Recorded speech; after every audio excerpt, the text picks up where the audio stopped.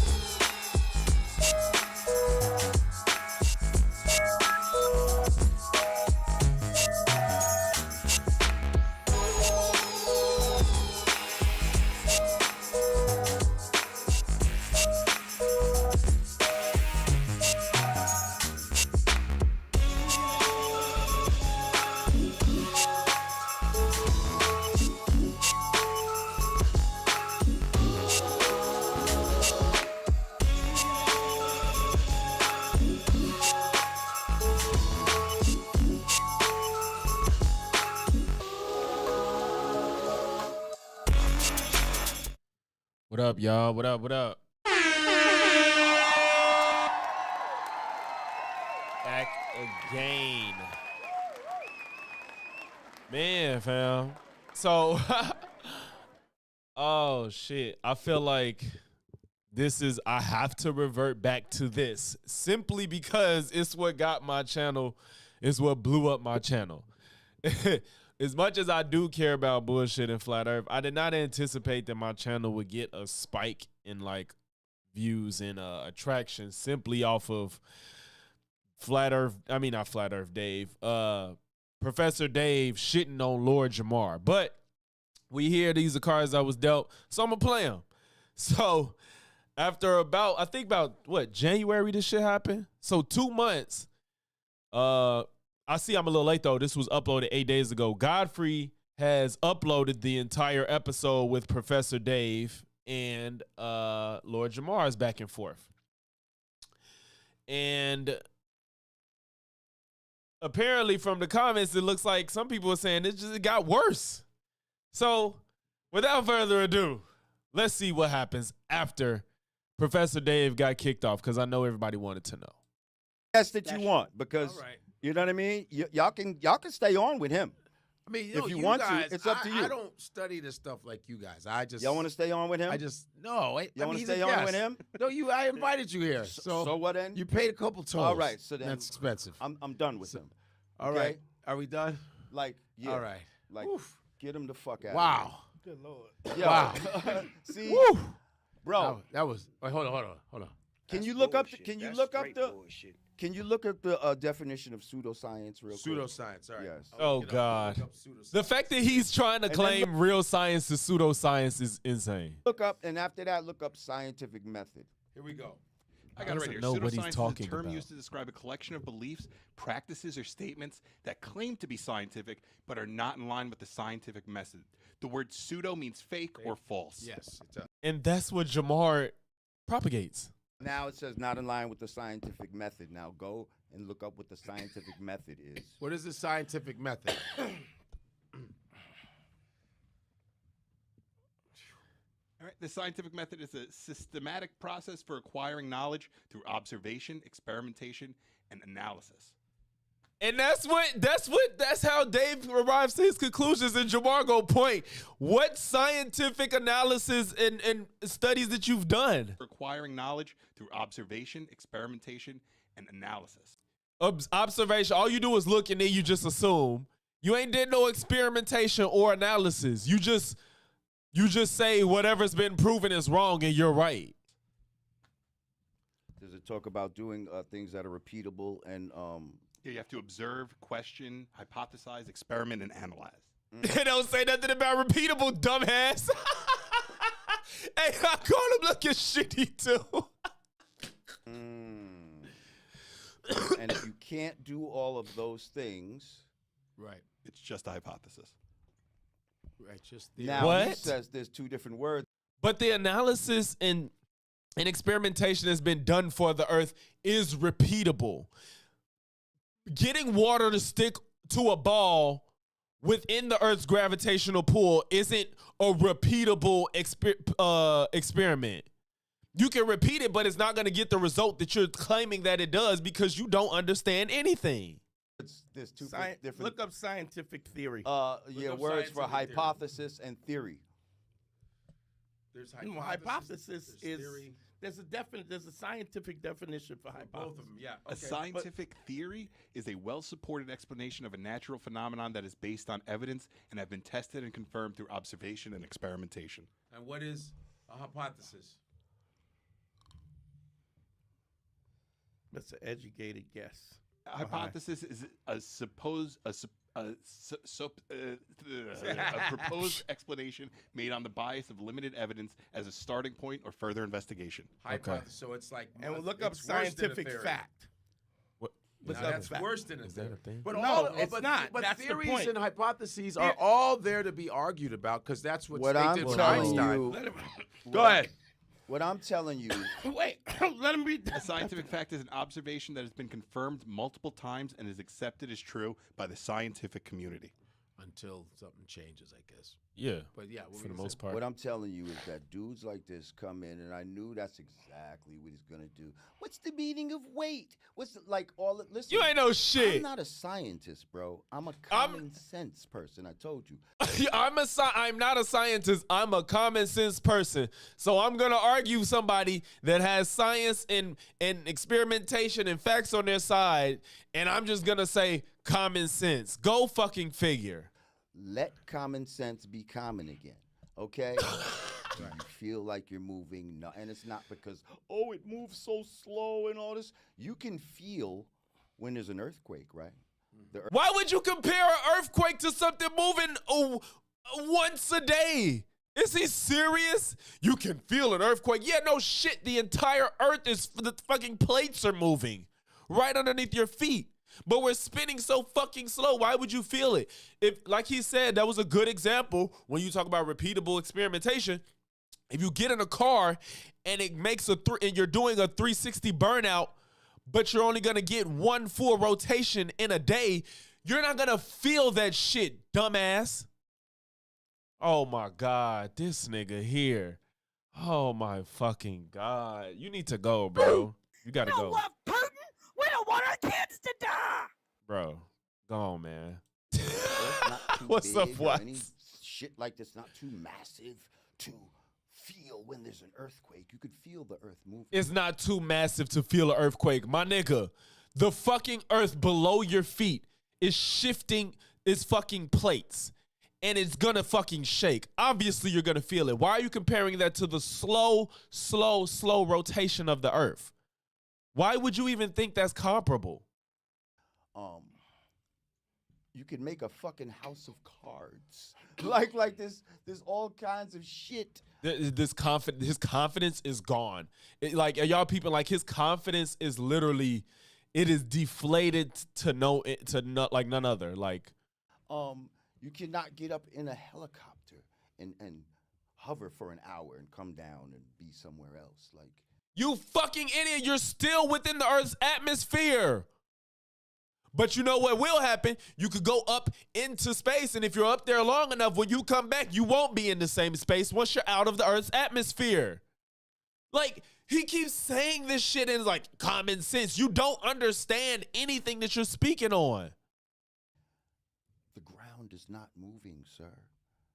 It's what's above you is moving, and you can visibly see when you're doing. We've done, Like you said, this, like, I think Dave gave this example in this, maybe another video. If you're in a car and you throw the ball, and you throw a ball in the air, the ball's not gonna fly back because the car is still moving. It's still right there with you because that moment, you're still within that momentum. Y'all are so fucking disgusting, bro. Where Moosey? I don't even want to know what's hurting him next. Jesus Christ. So, like, I think it's even that experiment where people think, like, if you're in the back of a pickup truck with the back open, people think, like, if you threw a ball, you'll be going and the ball would fly. No, it's going to be right there with you because it's moving together. All of it is moving together. It's steady momentum. Or I think the word is velocity. Velocity, I'm sorry. I could be one of those two words. I'm sorry. But y'all know what the fuck I'm talking about. when you do a movie, right? Mm-hmm. What do they say? We're losing light Right. We're losing light. because The the sun. sun is moving.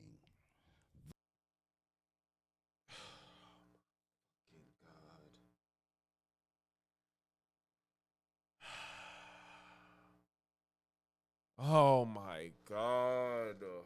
Yo, like, because the sun is moving. Why is he saying that like that's just so much more viable than the earth spinning? You fucking idiot. Where's the sun going when it's completely out of sight? Where is it? Somebody else can see that motherfucker. Like, what, like, The sun is moving. The sun's moving. And we're fucking and God. you're looking at the sun moving with Going your down eyes. the horizon. No, you're not. No, you're not. Right, going downward. No, the fuck you're not. moving away from you, and it appears that it's going down because of perspective, just like he was so talking about so the how- railroad. So is fuck the you're sun not. going on? No. What is it? Where's It's it just going? moving away from you. Oh, It's it moving moves away so from far you. that it becomes nighttime, and then it comes back. Godfrey That's is why. Godfrey is talking to him like he's a special needs child, and like I'm looking at Jamar's face right now, and I can't tell if he's peeping it because Godfrey, you know damn fucking well that's stupid. If the sun is so big that no, the sun have to be. Well, they do think it's small, but like. Just the simple fact of where it's day and night in certain places of the earth, it just doesn't work on a flat earth because you can't explain why the earth would stop emitting light on certain areas on a flat earth. You just like say it's just not. Like there's no explanation for why certain parts of the earth won't be illuminated because the sun's moving. Get the fuck out of here. Wow, that shit is. Let me Well, see- then what? let Well, me then just when I show you see, with this check it out. flashlight. You might not can see it on the thing, Okay, but okay. you see this right here? Yeah. You see how that side is lit right there? Okay. The side of your phone, The or other, no, in this dish. yeah. Okay. This is lit right here. Yes, I see it. But that other side is not lit. No, what's- it's not lit. So that's nighttime on. That light is covered by something and it's super small. The fact is the sun is bigger than the fucking earth. If you had something bigger than that fucking plate, then you would not be able to say, oh, it's not covering it. You can't do that. It's going to be fucking covering everywhere unless you move it all the way so far away that nobody's receiving any light from it. And then that'll fuck up your whole theory too. Like, this is so fucking stupid. Other side, right? Now, as Okay. it goes around, It's- you got daytime on the side. You have a call? Is that We have a call Yamanika? not from him. Just a regular on the show wanted to call in. Okay, I know Yamanika wanted to talk. Yeah, This is fucking You're on the air? crazy. Yeah, hi, it's Yamanika. Oh, I wonder why he Yamanika, had what's that up? flashlight. I wonder if it was part of his What the fuck is experimentation. going on over there? I tuned in to watch the show because I said I was going to support you more in 2025. And I see this white man in here, and you letting this nigga rain into this brother over here. No, he, Oh my God. I don't know who Yamanika is, but god damn, let it the fuck go. This white man raining into this brother over here. He disrespected him first. Damn, fell out. Oh my God. he handled him. Whatever his name is. Look, Godfrey, he handled him. No, the fuck he didn't. He handled him. Oh, I hit mute. Fuck! Fuck! Too much going on. Fuck. I had hit mute and I done. Oh, God. Show because I said I was going to support you more in 2025. And I see this white man in here, and you letting this nigga rain into this brother over here. No, Boy, he Boy, handled or him. Whatever his name is. He handled And him. I don't know. I just turned and I see a bunch of niggas yelling. And I want y'all to know, He every handled time y'all him. try to act like I be sunning niggas, y'all let this white Well, nigga you're the come one in that here put and try the to turn N y'all. words in. We no one said Okay, anything. whatever it is. He said he was. Why no, would you let that Jamar? white man come on there and say something while homeboy on there like that? No. and you No. know how they get down. What are you? He wanted to debate Neil deGrasse Tyson. They couldn't get Neil. They got another man that knows science. What the fuck is the issue? Why does him being white have anything to do with it? Like, y'all rather just see two black men go at it? Like, then y'all be going, why black people always gotta fight one another, man? We supposed to be together. Like, shut the fuck up. See, shut up. Nah, if he He would have said, been "Shut here, I'm asking. if he because would I have been missed here, out on a lot. Yamanika, he would have got the shit beat out of him. That's my. Wow, so I'm gonna beat him up because he's beating me intellectually. Good comeback. That would have helped you look better in this whole thing. And again, you started talking shit about him before he even showed his face on the show. You said fuck Professor Dave before he even came on the show. Word. Yo, no, he held his own. We thought that it was going to be like a conversation between flat Earths What versus. y'all arguing about? 24 hours in a day? How many niggas don't know that? Listen, What? listen. Why you call? How you gonna call into the show when you clearly stating that you don't even know what the fuck was going on? You just look stupid. Shut up.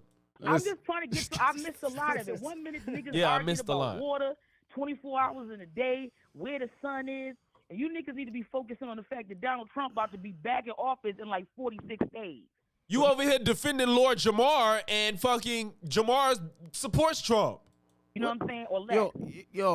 Yo, hold Yeah, up. we ain't got time to be arguing with no white men about how many hours is in the day and how much water is on the damn earth. Well- What is you niggas doing about the shit y'all been doing against us since the dawn of The time? fuck is going The on fuck is here? you talking about? You know what's going 2025. on. You know what time it Yeah, is. she's just kidding. I know what time it is. I'm just saying. I should come down there. I got half of mine to put my clothes on and come down there and get on camera. But And I you think know you you niggas ain't gonna coming, leave before I so- got there. Duh. know Well, your how long ass. y'all gonna be down there? I come. He said, Oh, you y'all sure know you her ain't like coming. that? Yeah, she comic. Yeah, she Yeah, been they on do this. me like that. Oh, All right, bring your ass on then. See if you can. Y'all gonna be down there within an hour? Yes. We be grinding All right, up nigga, I'll put my at clothes on right 11:30, now. 12:30. Come on. Bring your ass Yeah, I'll on. be down there. All right. All right. God damn. She's like, what did goddamn you got talking about the 24 hours and shit? Goddamn, the fish is swimming and shit. Goddamn it. So again, I Okay. say to you, life lives inside the egg, not on the outside of the egg. If we live on some sort of inside of a ball, that's possible. We don't live on the outside of a ball. Where's down? He showed you the ball. If you're on the side of the ball, yeah, down is that way, but you're fucking now on the side of a Oh motherfucking- my God, you fucking idiot. He really believes like, holy shit. He really just thinks like, yeah, you're just on the side because you don't understand the concept of gravity.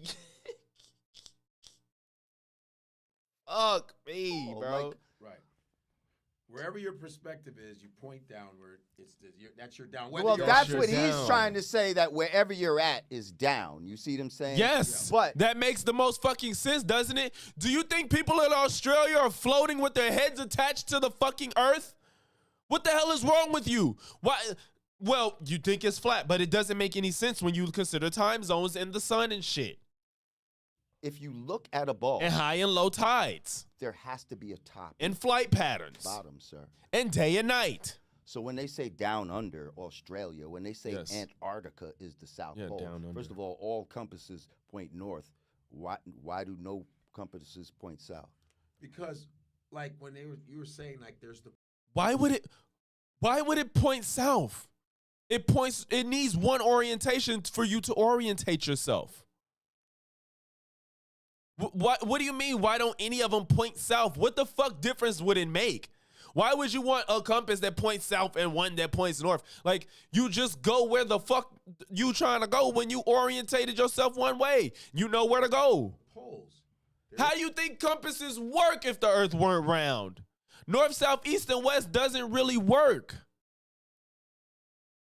There's a top and a bottom. That's what I thought. Right. So North, south, east, and west don't even work on a flat earth. It would have to have an end point. I'm saying, Right. but Because he if kept there's saying, a where's- South Pole, how come no Exactly. When he was compasses go saying- south? Dave was Why- saying, what the where's fuck? top and the bottom. He says, but Magnetic you were field. right. It's One like, has a stronger magnetic pole. but That's South what- Pole, and there's shifting of the poles. One has stronger. Why would it be stronger? Why wouldn't it be? Why would it be? Why wouldn't it be? I'm It's all the the way same- in the southern hemisphere towards the South Pole, yet the North Pole is still stronger? That makes no sense. I can't explain that, but I can't say. And- But oh, you let's can't See, explain- you can't Hey, explain do me a that. favor and look Just up. because I Look can't up explain it what- Yeah, and then there you go, cause Dante's don't have the vocabulary or the knowledge to understand it. It's like, well, no, fuck you then. It's like he can't explain it, but he knows. It's like a layman ain't gonna be able to explain why the North has the stronger gravitational field, but it's just to say that why does it, and he don't know the answer. It just fucking do shit. Magnetic, what pole is stronger than the other, or if there's a such thing? If that's even the concept. Let's It just only see. every pole points north. No matter how close you are A to the compass South needle Pole. goes north because the Earth acts like a giant magnetic field. The field is created by the motion. The magnetic north is where the Earth magnetic field points on the ground, and it aligns with the geographic North Pole, though not perfectly. Why doesn't it point south? The Earth's magnetic North Pole is technically a magnetic South Pole in terms of physics because it attracts the north end of a magnet. And he's just gonna laugh. And you know what's funny about this? He took all of the definitions that he read for everything else. They define scientific theory, scientific fact, hypothesis, scientific method, and Jamar sat there and accepted all of them. And now he's reading something that explains what he doesn't understand, and now he's laughing at it. It is that's all fake. But he accepted every other definition of that they went through already. But now, when it don't align with what he believes, it's funny, and he's not gonna believe it. This is naming convention from historical discoveries. Since opposite poles attract, the compass needles north and points towards the Earth's magnetic North Pole. That shit sounds crazy. You see? You see? Did you understand You that? see? Sounds crazy. It sounds crazy. You just don't understand it, dickhead. He said, yeah, I understand that. Well, it was okay. Bro, I understand that was a bunch of bullshit. The South Pole. That was a put- bunch of bullshit to It's try to magnets- explain. Well, Mag- most okay, magnets bounce. Like anytime. Do you understand that the See, people that everything is bullshit now because you don't understand it. writing these definitions are the ones that are covering the shit up? So Oh of my course they got the God. language in order to do it. That's their job. So Oh you my can't use all God. of, oh, do you know what the definition of this is? Oh it doesn't my fucking matter. God. Dog, Do you know what the definition of a physics- plane is? Physics is Do you know what why that? we Do are you know what here. the, This is why we're the definition of live streaming. level is? You don't understand the definition of level because level is contingent upon your orientation on the earth. Like, it's gravity. Do you know what the definition of those things are? Look at what is the definition of plane, sir? What's a plane? Hey, Oh I'm my opening it. God. And what is And level? now look, he's finna look up definitions again, and if it agrees with him, he's okay, and if it doesn't, he's gonna dismiss it. Smoking for real. God damn. Shit. It's fucking stupid. Shit. God damn. we That teach ain't a no chong in this God motherfucker. damn. That's speaking of goddamn up and down. Lord have mercy. We teach a chong in this. Yeah, goddamn. Cheat the trunk like a motherfucker in this bitch. Shit. Can you get higher? You get They down. left him high and dry, Moosey, Oh, let's see. as he should be.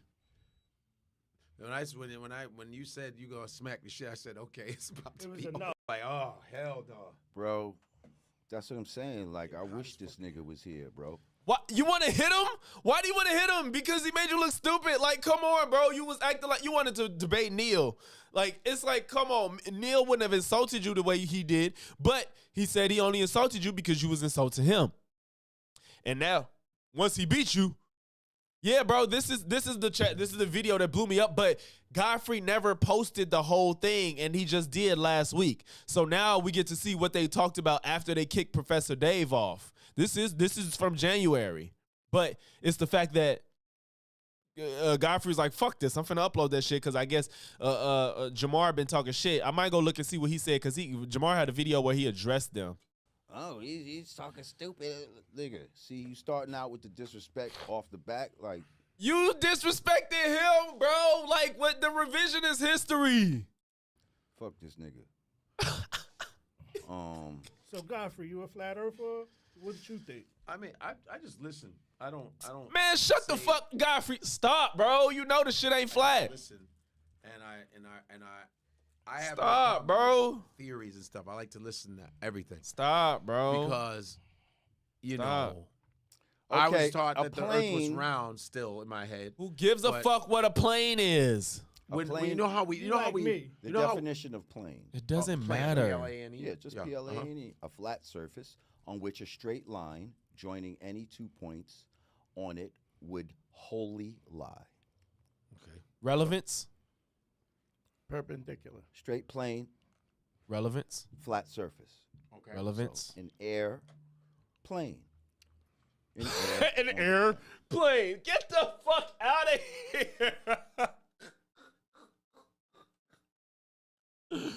Oh, God. Not an air round, not an air curve. It doesn't fucking matter. It's airplane. its own The purpose structure. is in the word. Sea level. The sea is level. What's the curvature? of Water the earth? always finds its level. No, the fuck it doesn't. Oh my God. No, it does not. Do you know what tides are? Have you ever seen water outside of gravity? It's no finding its level, you fucking idiot. What the fuck? Yo, I'm finna show y'all a video of what water does in space for all the non-believers. I hope them fucking flat earthers come up under this video too.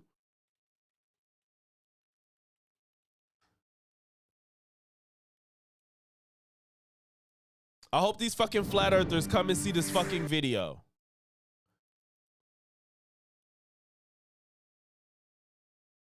So y'all can see what the fuck water does when there's no gravity with it. Yeah, this is all CGI. This is all fake. Everything's hooked up to wires. It's all wires. Nobody's been in space. Look at all the wires in the back. Those are wires that's keeping everything floating. Yeah. All wires. Come the fuck on. This is the coolest shit ever. So here's a soaking wet washcloth. Yeah, they got wires. They got the mic floating. His watch is floating because of a wire. The water droplets are CGI. Everything is fake, y'all. All this is fake. Yeah, this all video editing, Watts. Look at that shit. CGI ain't that damn good. Water finds its level.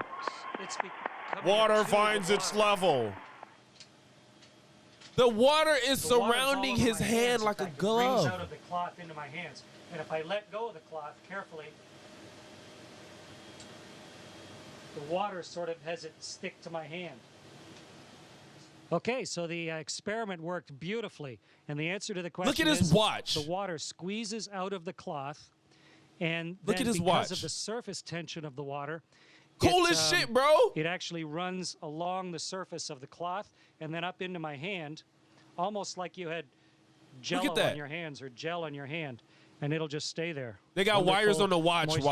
All of this is fake. And the cloth they thought about the watch, really unravel every single water droplet there, floating like a dog's chew toy, soaking wet. Great experiment. His worked shirt perfectly. Meredith and Kendra, congratulations. Great idea. Like kiss my fucking ass, bro. Stop.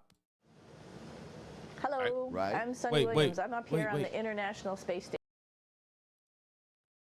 The water, cool as shit. 75. And then like these people is just like, oh, everything's fake. Nobody's been in space. Like, come on. And I think that video is like 14 years old. And like I know that the CGI was out, but come on, like stop. This is ridiculous. Stop it. Of the Earth. Correct. Blow up. Mm-hmm. So then, what's the curvature of the Earth? Common sense. I don't know. He don't know. See, you ask. The man was here. You could have asked all these questions, and now he gone because your man's couldn't hold his fucking, got his shit pushed in, and he couldn't handle it.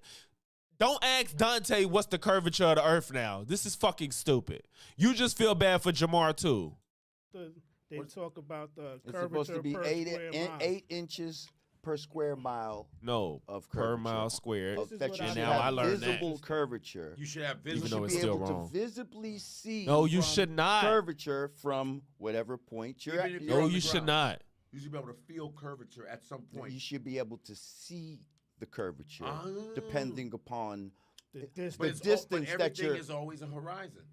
Everything is always straight. They say you can see. This is a picture I Chicago. took myself. Shut the fuck up. Like, again, why on earth would shit go from the bottom up as it goes across water? That doesn't make sense on something that's flat. You're just gonna see it. It's just gonna get smaller, but it's not gonna disappear from the bottom up. Martha's Vineyard on the boat at dawn. Do you see that? Yes. Do you see that? Yeah. So I mean, it looks like a fucking picture of the horizon. Like, what the fuck? So what did that prove? So, Dante, you believe that we don't see a curvature? Why? Here's what I believe. What do you believe? I believe that what I was saying and before, that's according to their. Can he talk? What I'm science. saying is, you have people who don't have everybody can't have the same mindful to just lie to people when it comes to science. True. We wouldn't have cell phones. We wouldn't have these mics. We wouldn't be able to live Look, stream. this is a layman making a good point. You're basically insinuating that the entire world wants to lie to you. What's good, D-Nice? You're insinuating that the whole world wants to lie to you, and they're all in on this big fat lie that only Lord Jamar and your fucking circle jerker flirts want to think that you know something, yet you've never experienced it. That's true. They I mean, I guess they just think that it all just is like, yeah, there's different ranges of things that come from the flat earth, but it's ridiculous because, like, even what you said, if they stood on the tallest, whatever is the tallest point on earth, you should be able to see pretty much everything from there. If the earth was really flat, you should be able to see everything, more about 90%, whatever the highest point on earth is. I don't know what it is. Whatever the highest point on earth is, you should be able to see everything. Hell, a plane should allow you to see a lot of it. Yes, we would. No, we would not. How do you? It's think not outer space shit. Why do you have to be on a ball to have that? Wait a minute. But you're talking about it. You're jumping from thing to thing. I'm just asking I'm you. saying Let them talk about cell phones. I'm saying on a basic fundamental level, these people. Science. That's the thing. You wake up and you believe what the weather is gonna be. The people that tell you what the weather is gonna be agree that the earth is flat. When they say it's gonna be a fucking hurricane, it be a hurricane. When, you know what I'm saying? Like, all this phenomena, natural disasters, all these people agree the earth is flat. Why the fuck do you all now? It's like, I don't believe y'all if you say the earth is flat, but you got on a hoodie because it's probably cold outside, shithead. Them the same people that agree to meteorologists. I could not think of the word. They agree that the earth is flat. I mean, look at me. They agree that the earth is round. You listen to them. True. That's why we have cars and everything that we have. Yeah, when we go, he's basically saying that all these things that we use every day, are a product of people that agree that the earth is round. And now it's like, when you put all that shit together, it's not this big secret that they're keeping from you that the earth is flat, when everybody that a lot of this science bases their stuff off the earth being round. Like, satellites working is based off the earth being round. That's what he's trying to say with cell phones and shit like that. That's the point he's making. Space is just an extension of the technology that people have learned. Yeah. Sure. America was in such a frenzy to beat Russia in the space race in the 60s. And he finna say, why wouldn't Russia tell on us if it wasn't round? They wanted to beat them with Sputnik and America said, and when we get desperate, motherfuckers cheat. And so I feel like, I'm sorry. I guess not. That moon landing was something to go, well, we landed on the moon, motherfuckers. If I was a photographer, an expert on photography, and I looked at these whatever, the pictures that we talk about, you know, when they say everything is fake and but the flag should not be waved. The wind, there should be no Photoshop and all of They've that. already debunked that. I can't explain it. That's why I asked. That's why he wants somebody that could. Can explain what the point from the scientific perspective. Right. So, but if just because You don't even it's know a that nigga, man. Just What? Talk about he can explain. You don't even know that nigga. What the fuck? If he knows his content, he knows that he can explain things better than he can. What the fuck? You don't know Flat Earth Dave, and you got him on to fucking suck your dick too. What the hell?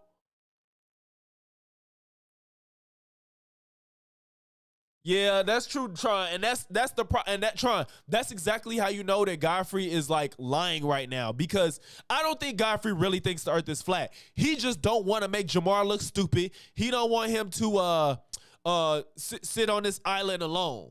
So he tried to run defense for him for a little bit just to save face, and then when Godfrey shit on him, you brought Professor Dave back. He explained everything to you. Now you know the earth ain't flat. Like, you knew the earth wasn't flat before. You just wanted to placate Jamar bitch ass.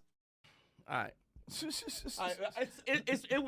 That's like me saying you don't know what the fuck you talking about when it comes to hip hop. No, I would never say that. Yes, it and is you know like I would never say that not. because you're one of It the is. founding fathers from that. But what I'm saying is, if somebody, if I was lying about it, but now some- you know who but you some can say that to? internet- Where's the proof Lazy of lying? legs. Where's the proof of the lies? You can say that to him. Right, but I'm And saying, you'd be accurate. You know why? Because he's lying. What That's why. But he's acting like, oh, he's a good example. He's a Mr. Dave. He's the example of somebody that's coming in, right? And acting very like, yo, I have the authority in hip hop. You know, I'm Lazy Legs. I've been doing this for a long time. I'm respected in the field. And I'm telling you that Puerto Ricans are co-creators in hip hop. Look, here's a book that says, what's a co-creator? Do you even know the meaning of co-creator? Jamar is just racist. Like, that's all this comes down to. He just racist. I don't even care about that whole Puerto Ricans and hip hop conversation. I truly don't care. But he's just fucking racist. Like, but he's a fucking liar.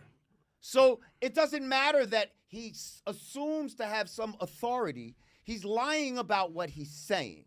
So it doesn't fucking matter. How smart he sounds. So how do you prove that? Because the propensity of hip hop old heads who were there would say that he's lying. But see, here's where I disagree a little bit, because people were there in the hip hop games, on the planet, on Earth. When you're talking about this space thing, this is a people were there. What the fuck, Godfrey? Now, like, I'm glad I'm seeing the rest of this because he's full of shit. People was there too. People were in space. We have pictures from space. Like, y'all keep saying they're fake and will not prove how they're fake. They just be like, these pictures are fake. Get the fuck out of here. different thing. What I'm saying, that's something you got to trust. Because who's been to space? People been to space. What the fuck do you mean who been to space?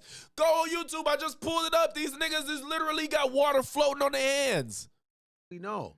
We can easily say hip hop because we were right here. Mike, that's a little different than actually proving somebody and this being is in part space. of what we're trying to say. That's what I'm saying. And that's the thing. Y'all will take all this word of mouth shit as far as hip hop beat from people that wasn't there. I mean, Lord Jamar probably wasn't in the room when niggas was making the beats for the first time and breakdancing and all that shit. He wasn't in the room either. He's going off what he got told and heard from firsthand experience. These people been to space. They send us pictures. They send us videos. They do these experiments. They can predict the weather. All this shit's been done through people that's been in space and tell us what's gonna happen next on Earth, on the next episode of Earth. And you're sitting here saying, well, no, who's been to space? Astronauts, motherfucker. The two people that just came from being stuck on the ISS for 9 months, motherfucker.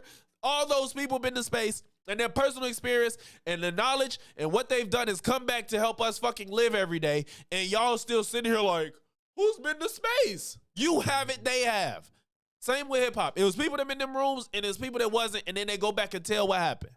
You know what I'm talking about? You need some water. This is what we're trying to say. When we're talking about this flat Earth shit, this is all part of just not trusting what people are telling you and taking your own 5 senses. Facts, Nicole, because I wanted to be an astronaut, but I believed that the Earth was round.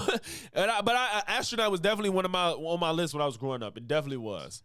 But these people, it's people that have huge egos but don't want to do anything. Like, that's what these people are. And judging things or admit to being wrong ever. When you ask the question, do you feel like you're spinning?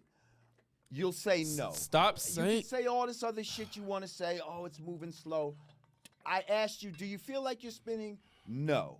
Okay? When you look up at the sun and the moon, do they appear with your eyes to be approximately the same size? Does he not realize that he don't wait, first of all, no, the moon is closer, so it looks bigger than the sun because that's how far the sun is. So that was dumb because yes, the moon looks bigger than the sun. But anyway, does he not even know? He doesn't understand that your eyes can deceive you? That, like, all those fucking experiments they have on social media will be like, well, what color is this? Or if you stare at this for so long, you look at the wall and it looks like it's there. Or if you look at this for so long, the colors will appear. Or these colors will appear. Or if you look at this for so long, it's gonna start to look like it's going in the opposite direction. Like all those social media experiments you do with your eyes is not the best example of what's actually going on around you with certain phenomena. That's not what the fuck eyes is not what you just go off of for science, bro. Yeah. Yes. Do they look like they're 93 million miles away or It don't fucking matter what it look like, bro. Like, do they look Oh, like good point, J Mac. He's drugged. He's drugged, but now when the confrontation is gone, he's speaking very fine. or do Stuttering and quiet and silent when he was there, but yeah, now they gone. He was drugged, but he's making all the sense now. Good point. they look like they're kind of right there? Yeah. They look like they're kind of right there. You don't understand fucking scope and perspective, clearly. Even though flat earthers love to run to perspective as a defense. Really tell how far away they are. They no say the You light can't from tell. a star is really trillions of, but I mean, do when we I know look that? up at the stars, them shits look like they right. And I'm just saying, we got to stop taking in this information from these people that we know lie. We know they deal with what's called trick knowledge. Oh my Okay, God. we teach that in the 5% Tricknology. Nation. Okay, exactly. But people don't really know what trick knowledge is. They just think, oh, it's lying. Okay, what kind of lying? What kind of lying are they doing? And why are they trying to do this? To disconnect us from our true selves. Shut the fuck up. All right, I'm done. Like, to disconnect us from our true self. What the fuck are you talking about? You don't even know what that means. He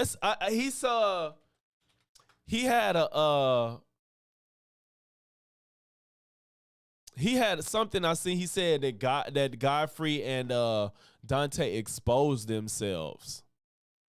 I want to see what that's about.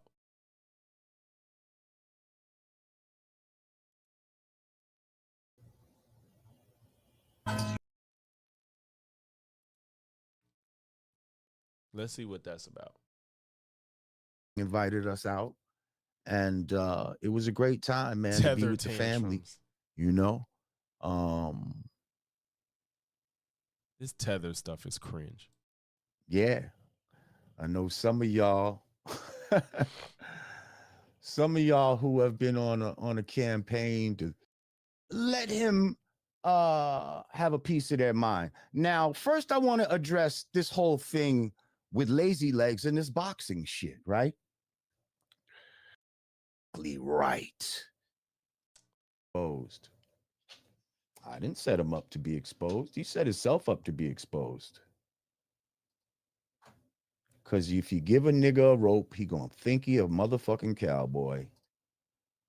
If a nigga think you down, they're gonna try their fucking fancy shit on you, and that's when they get sloppy.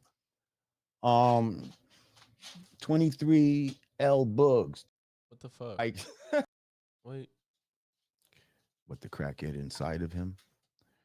First of all, Lazy Legs got a lot of Keep talking about crazy internal legs. demons that he needs. Talking on the phones, like shortly after we did the thing, and Godfrey's like, "Don't worry, I'm coming back. I just gotta sit it out for a little while. But I'll be back." And now that he feels like this is carte blanche to pardon me. You know, this is carte blanche to just get with my enemies. Oh, he's going on Vlad. They probably already taped it. Bro. They already taped it, or they're fantasizing about taping it right now. They're just trying to schedule it and shit. Are you going to be in LA anytime soon? I'd rather you come out here. We can go to dinner and all that shit. I don't feel like doing all that. So, next on the docket. Apparently, for those that don't know, there's these young group of white men, Gen Z, that are kind of making the rounds on TikTok. Jubilee, they started to move to YouTube once TikTok was finna get canceled in America. They just go around debating MAGA, and they're basically all liberal young white men. Harry Sisson, Dean, Withers, Parker, Chris. They it's like little young liberal Avengers, and they just debate people on the right all the time, and they do well for the most part. And now apparently there's a scandal with one of them, Harry Sisson, where he's been talking to multiple girls. And now the internet, well, I'm not going to say the internet. It looks like they're mostly getting support from people saying this is stupid. And at most, he just engaged in some shitty behavior. It's like, come on, bro. Like, just don't do it. It's just like, all right, just stop. You know, it's just not necessary. It's not necessary. You can honestly get away with what you're doing. Just don't act like you're not doing it. It's like, whatever. Just don't pretend. And that's all it really is. It's nothing predatory. It's nothing evil. It's nothing highly immoral. I mean, it was wrong, but... And now apparently 11 women saying he was talking to them and he said he was only talking to them and he's really wasn't. Keep in mind, he's never claimed to be any of their boyfriend to any of them. He's never been said, you're my girlfriend and you're the only one. And to be fair, from what I've seen, it looked like he ain't even had sex with most, if not any of them. It don't look like he had sex with any of them. So if that's just like not enough, let's see what this is. I think this is the main girl that has something to say about what he did. I got played by a TikTok influencer for 9 months, and I think it's time that I expose his... Who gives a fuck? Bro, but the reason I want to cover this is because I cover politics a little bit. And my issue is that this is what's one of the big problems of the left. This air of perfection they want people to have. They want people to be perfect. They want people to be infallible. And then as soon as somebody fucks up, it's like, you need to be canceled. How dare you? And it's, yes, bro, this is college and high school shit. Like, this is some high school shit. Like, he ain't even fucking these girls. And it's just like, oh my God, you told me I was the only girl. I sent you stuff on Snapchat. Like, get the fuck on. We started talking in May of last year, right before my birthday, and he wooed me. He was very kind. I felt really excited and thankful that I found somebody who, at the time, I thought respected me for more than my physical appearance. And yeah, I literally could have never imagined or even fathomed what was gonna end up happening after talking for 9 months. I'm really embarrassed to admit this, but I created a private story on Snapchat for just him and named it For Your Eyes Only, and he loved it. He loved the attention that I was giving him and the fact that obviously, he knew that I wasn't entertaining anybody else the way I was entertaining him. Within the first 2 to 3 months, he had told me on 2 separate occasions that I was wife material and that he was, quote unquote, sold on my wifey application. Exactly, bro, and that's the thing. Like, whether I was smashing or not, if you're single, you're more than likely you're talking to more than one person. If you're like adamant about being single, if you're not trying to date, you're gonna talk to multiple people. Like, I don't get what this fucking big hoopla is. These girls are really on here acting like victims that were preyed on. That's how they're acting. It's fucking stupid. He's frequently saving my snaps. Mind you, and to my understanding, some of these girls are older than him. And just make me feel good about myself, call me beautiful and gorgeous. So it's like, how could I not read into that? Calling you beautiful and gorgeous. Like, have you ever dated a guy called me beautiful and gorgeous? Like, how could I not like him? What the fuck? 6 months into talking, he suddenly is like, I'm not looking for any commitment, and I'm not in a place to find anything long term. How was this sudden after 6 months? Was he, well, you didn't even say he was telling you, like, I'm looking for something serious. You say suddenly 6 months in, he's like, I'm not. Maybe y'all was talking for so long, he wanted to let you know, like, I'm not looking for nothing serious. Right now, I'm just really busy, blah, blah, blah. And, like, I was understanding. I was fine keeping things casual. However, I couldn't help but feel that he led me on. And he even admitted to that. He's like, yeah, that's on me for, like, not making my intentions clear. Okay. So he was honest with you. You just didn't like the timing of it. Like, he tells me a couple more times after that he doesn't want commitment. And then next thing I know, he's posting a soft launch thirst trap of him and his new girlfriend 2 weeks ago. So you didn't get chosen, now you mad.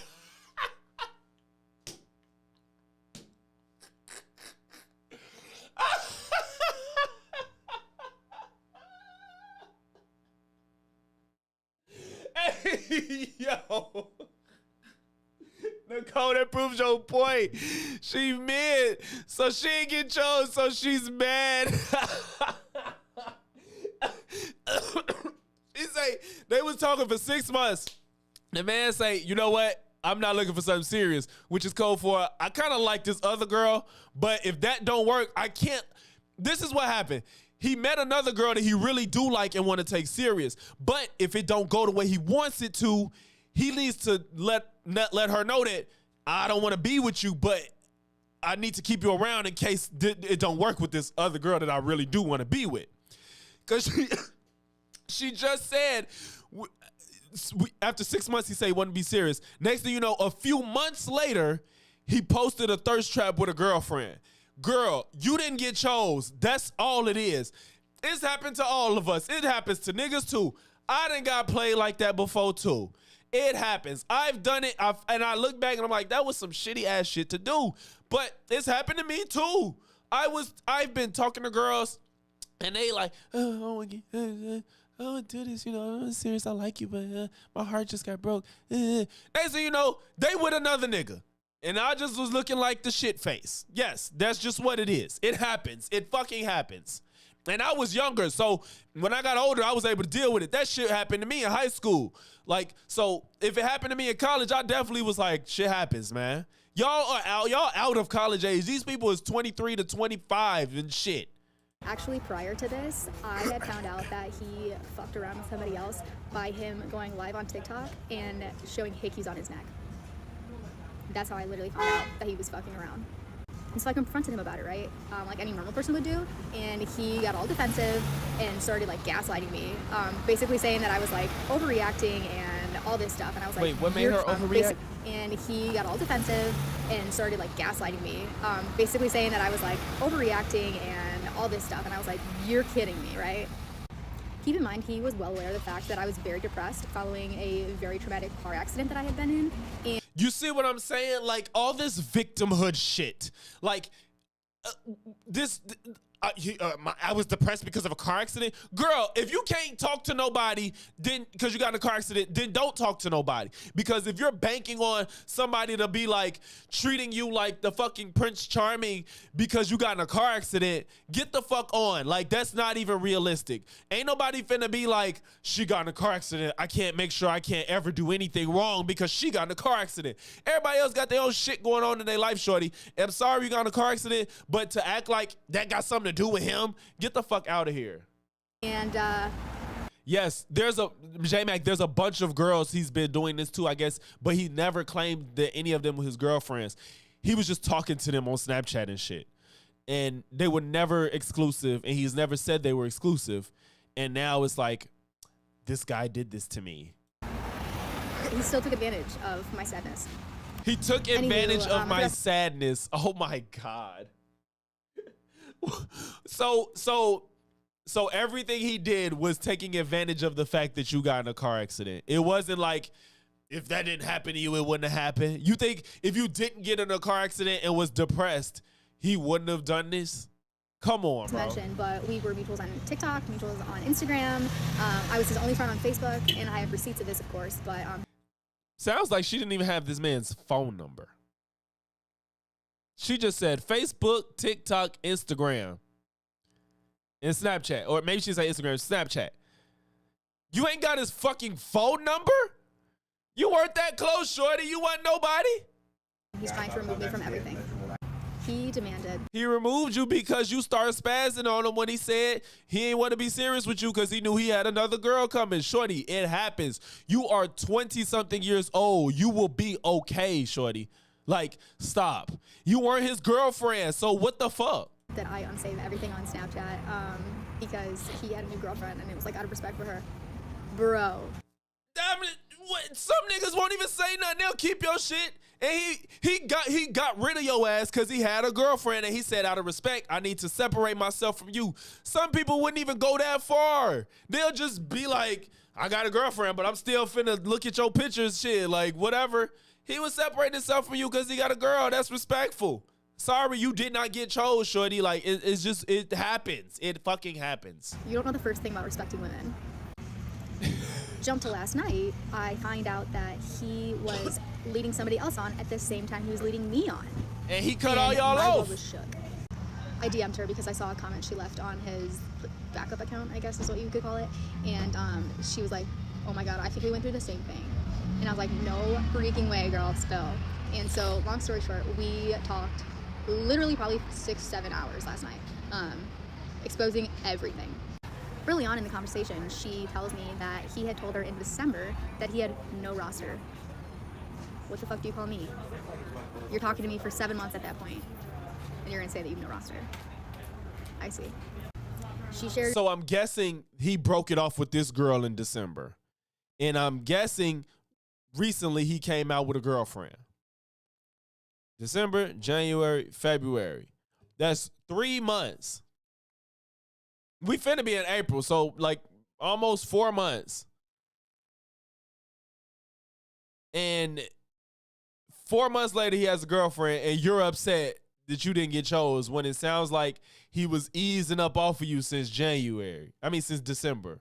Shorty, bye. Screenshots of their conversations. I shared screenshots of ours, and we basically came to the conclusion that he is a despicable, disgusting fuckboy. He sits here on his Oh, he's a fuckboy. 2 million followers and preaches respect for women and believing women, blah, blah, blah, blah, blah. And then What does that do with believing women? he disrespected us so grossly. Like, does wanting people to do right by women mean you got to be perfect? Like, again, this isn't to say his behavior is okay. It's not like, yay, Harry. But it's like, this is not the end of the world. He's like, he likes women. He was single. He was talking to women. He lied about talking to more than one, but he wasn't committed to any of you. He got committed and broke it off. So, come on. Like, it ain't perfect behavior, but Jesus Christ. Like, get the fuck over it. Asked for extremely intimate images. Did you send them? Made us both think that we were the only one he was talking to. And then he started dating somebody else. So we have no idea how long she was in the picture. But you sent the pictures and you weren't in a committed relationship with him. Like, no matter how intimate, I don't care if you bust every hole open and took a picture from the inside out. Like, you can't. You sent it. Like, it don't matter how close, how many other girls' pictures he got. You knew you weren't in a committed relationship with him, so there should not have been an expectation that he ain't getting these pictures from any. If he talked to every girl and he asked for pictures and they consent to sending it to him, I don't care if his phone full of news of 700 women. They sent it. He asked for it. They sent it. What the fuck? This is just a very broad outline of the story, and I'm more than happy to do a follow-up with receipts and more details, but I literally could not sit on this information for any longer, and I had to just Exactly, Nicole. It's like, you should be upset with your fucking self. Like, he didn't steal the pictures out of your phone. What the fuck? You weren't with him and you sent him the pictures. Why does it matter what other girls is sending him pictures? It don't matter. In the flames at this point because I'm so angry. But yeah, he's wishing everyone a happy International Women's Day after telling people on live earlier that I'm insane. So, yeah, you're clocked, buddy. You're clocked. Girl. Okay. Your wish is my command. This the full story. Your wish is my command. I had been following this political influencer for a couple months prior to me DMing him, basically just offering my support and telling him that I was proud of what he was doing and that I was learning a lot from him. A little bit after that, I shared with him that I was a survivor of SA, and if he ever needed a victim's perspective during one of his TikTok live debates, I would be willing to. I can't sit on this information anymore. Like, bro, this is literally peak jealousy. Because if he chose her, she wouldn't be doing this. It would be like, I got my man. Like, you wouldn't care about the other girls he put to the side. Like, come the fuck on. Share my story. If you were chosen, fuck he put them all to the side. You just one of them. And now it's like ruined his career. He was really nice about it. Was supportive, thanked me for sharing with him, and also for my willingness to speak on it if he ever needed somebody to. After talking just like a couple more times in Instagram DMs, I was like, hey, like. Again, notice they never got phone numbers and they just like so distraught over the relationship that ended through Snapchat. Like, they lived in different states. Come on, bro. Snapchat if you want to, and he did. So that was in May, like right before my birthday. Pretty quickly into us Snapchatting, he started saving snaps where I just like looked pretty, I guess. And if you know, you know, like that's a compliment. It wasn't anything inappropriate. It was just very flattering because I looked good, and he was kind of telling me that by wanting to keep those pictures of me in our chat. Shortly then after that, it became more of like an inappropriate infatuation with me. And he kind of hinted at What is an inappropriate infatuation if y'all was talking? What does that even mean? Inappropriate infatuation? that by saying something along the lines of, I had some like interesting or sexy pictures of me on my Instagram. And I was like, oh, okay. Granted, this was highly unexpected because I was like, you don't act this way at all on TikTok. Honestly, didn't expect to like. How do you act? Like, I don't get it. Like, what do you mean you don't act this way on TikTok? I don't know what that means. I guess like you to see how Barack Obama is. I'm not saying Harry's Barack, but I guess if he like role played with Michelle and they like to be like superhero villains in the bed and shit, you'd be like, you don't act like that on social media. It's kind of like, I mean, you know, it's like, yeah, you don't know, but it's like, is it wrong that he just likes nudes? Like, he's a straight guy, like, he likes nudes. I don't get what the big contradiction is to where he acts on social media. His presence online isn't about like what his sex life and dating life is. He's a liberal that advocates for policies that are left leaning. Like, I don't understand what this you don't act like this thing is. It just don't make sense. My wife sees sides of me that the internet will never see. You know what I'm saying? So it's just like, yeah, when you're intimate with somebody, like you're not gonna what they put on the internet is a version of who is still them, but who they are intimate with is a version of still them, but the internet don't have to see it. Like they're still really who you are, but you know, he's not on his face contradicting who he is on the internet. He doesn't really talk about what he does with women on the internet. It's about policy, which he can still advocate for, and like nudes. Like, it's just stupid. Start talking because of my original DM, but obviously I was excited too because I had a lot of respect for him. I thought he was like this champion for women, supported our rights, berated people who disrespected women, and just all that stuff that, you know, makes a woman feel safe, right? Not long after we started snapping, I made some joke about probably having a bunch of competition, and he then told me that I had no competition and said that he was content. And that's the worst of his criticism. Like, he lied about talking to other girls, but he was still not. He was single he was single the whole time. None of these girls was claimed. Like, that's literally the worst of this from the information I have now. God, I hate my nose sound like this. I'm sorry, y'all, but from the information we have now, he just lied about not talking to other girls when he was, and that's the worst. Implying that he was content with just me. At another point, he told me that my opinion was the only one that mattered. So of course I like ate that stuff right up. Like, I was so excited and just like completely shocked, and obviously like way too trusting. So time's passing, he's still saving a bunch of my snaps. I start saving snaps that he's sending as replies because one, they made me feel good, and two, now I'm glad I have them as receipts because he's calling me insane online. Wait, you can still be insane. Just because y'all was saving each other's snaps, that doesn't make you not insane for trying to ruin his career because you wasn't chose. September came around, I told him that the anniversary of my essay was coming up, and so he was well aware of this. Y'all, Gen Z is a different breed. Like,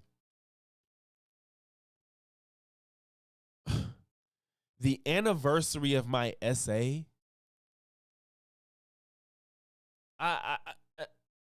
I understand, like, that shit could be traumatic, like on an annual basis, thinking about the date. But I don't know.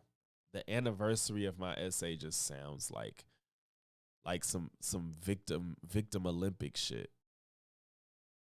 I don't know. And then on the night of September 15th, before he went live to debate on TikTok, he messaged me just wanting to check in, seeing how I was doing. And to me, that spoke volumes. I was like, that's really sweet of you. Thank you for checking in. And then after he was done debating, he tried to FaceTime me, but unfortunately, I had already fallen asleep. Anyway, he attempted to call me. Yeah, bro. I didn't answer. He messaged me and told me to answer. And since I was sleeping, I didn't see it till the next morning. But when I saw that I had a missed call, again, I was like, how sweet is this? Yeah, Brickashaw, I did really that took first. the time out to want to check in with me on the night he knew was going to be very difficult for me to sleep.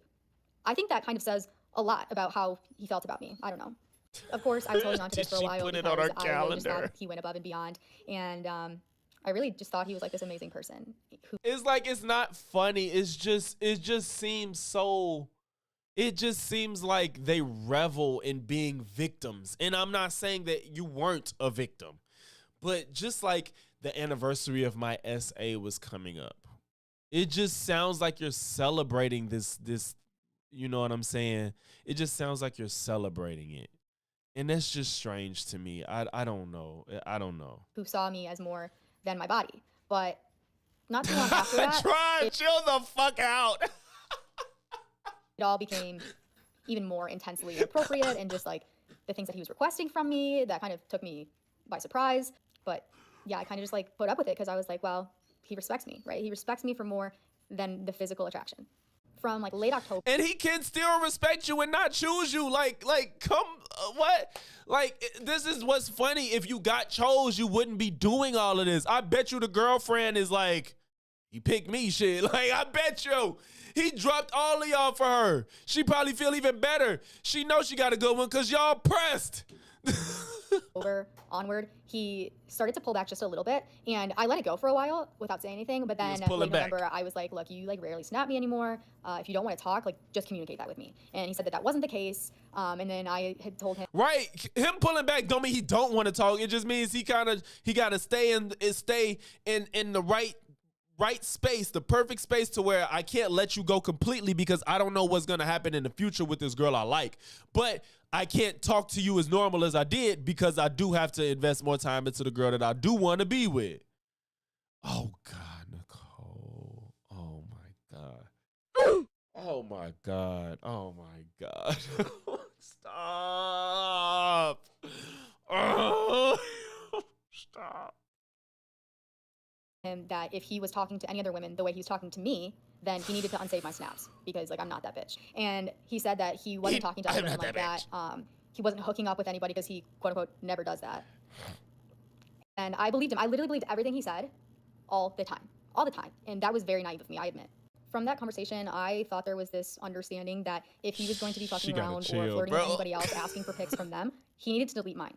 Unfortunately, it took me a couple more months to figure out that he wasn't respecting that request whatsoever. Talk about laugh, then February comes around and he shows up on TikTok Live with hickeys on his neck. So I was like, obviously there's someone else and you're being dishonest with me. Of course.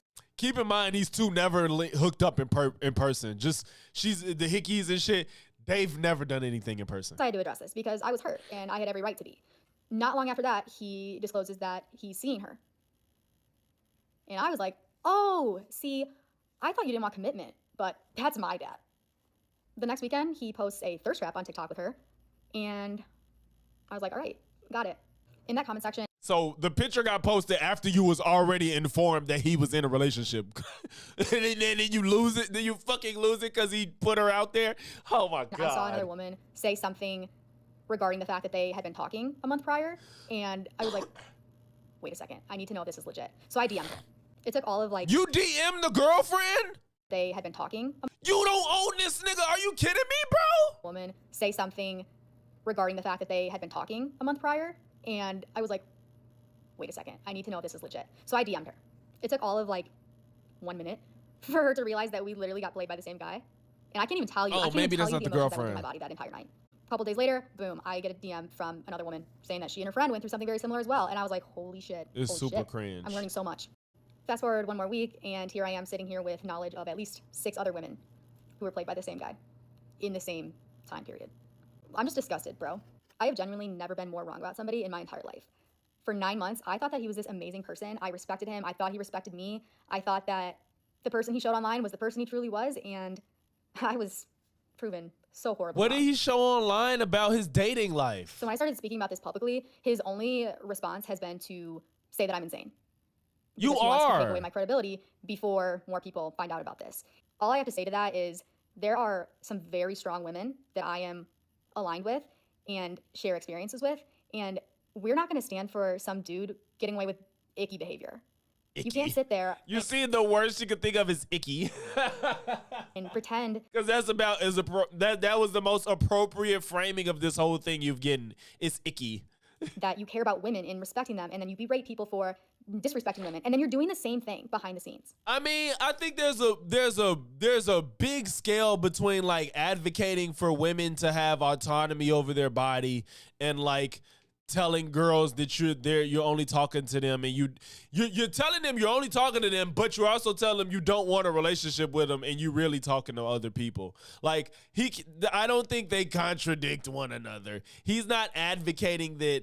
He's never even said like, oh God. The fact that you think that you don't have to be held accountable is actually really sickening, and it's disheartening, to be honest. I'm so glad that I found this out before I ever met up with him, because that was she never met with this nigga, and you're so invested. Like, I get it. Like, you can talk to, especially because you know he's an online person. 9 months isn't a short time, but it's not a long time either. Like, but you never got up with him in person, bro. I've never been that attached to somebody I never got up with in person. I would have just made everything a million times worse. But that's the story. Sorry this video got really long, but yeah, I'm happy to answer any questions or show some receipts I've got. Holy shit. Oh, that's what we was at. The receipts of Harry. Look how fucking corny this shit gets. Like, come the fuck on. Shit. Where we at? Where we go? Okay. I think that's a great, whatever. They goddamn. Yeah, well, if this his game, bro, it's like, goddamn, this shit weird. Well, I certainly desire you. I never lied to you. We were not exclusive, and I made it abundantly clear I didn't want that, and you said that was fine. I haven't done anything that wasn't allowed within the parameters we set. What and why are you screenshotting? See? He literally, he advocates for her to have autonomy over her body. Therefore, he advocates for her to send him the news, her body, her choice. Facts. And he's even, this is him explaining, I didn't do anything out of the parameters of what we could do. We weren't exclusive. I said I wanted serious. I got with somebody serious, and I broke it off with you. Grow the fuck up. Like, it's truly not that deep. Another victim of Harry. He did inform me that there was no roster, essentially implying I was the only person he was talking to, the only person he was receiving photos from. And I was, again, fine with that. But of course, if you're going to tell me that there's no roster and I'm the only person you're talking to, he did inform me that there was...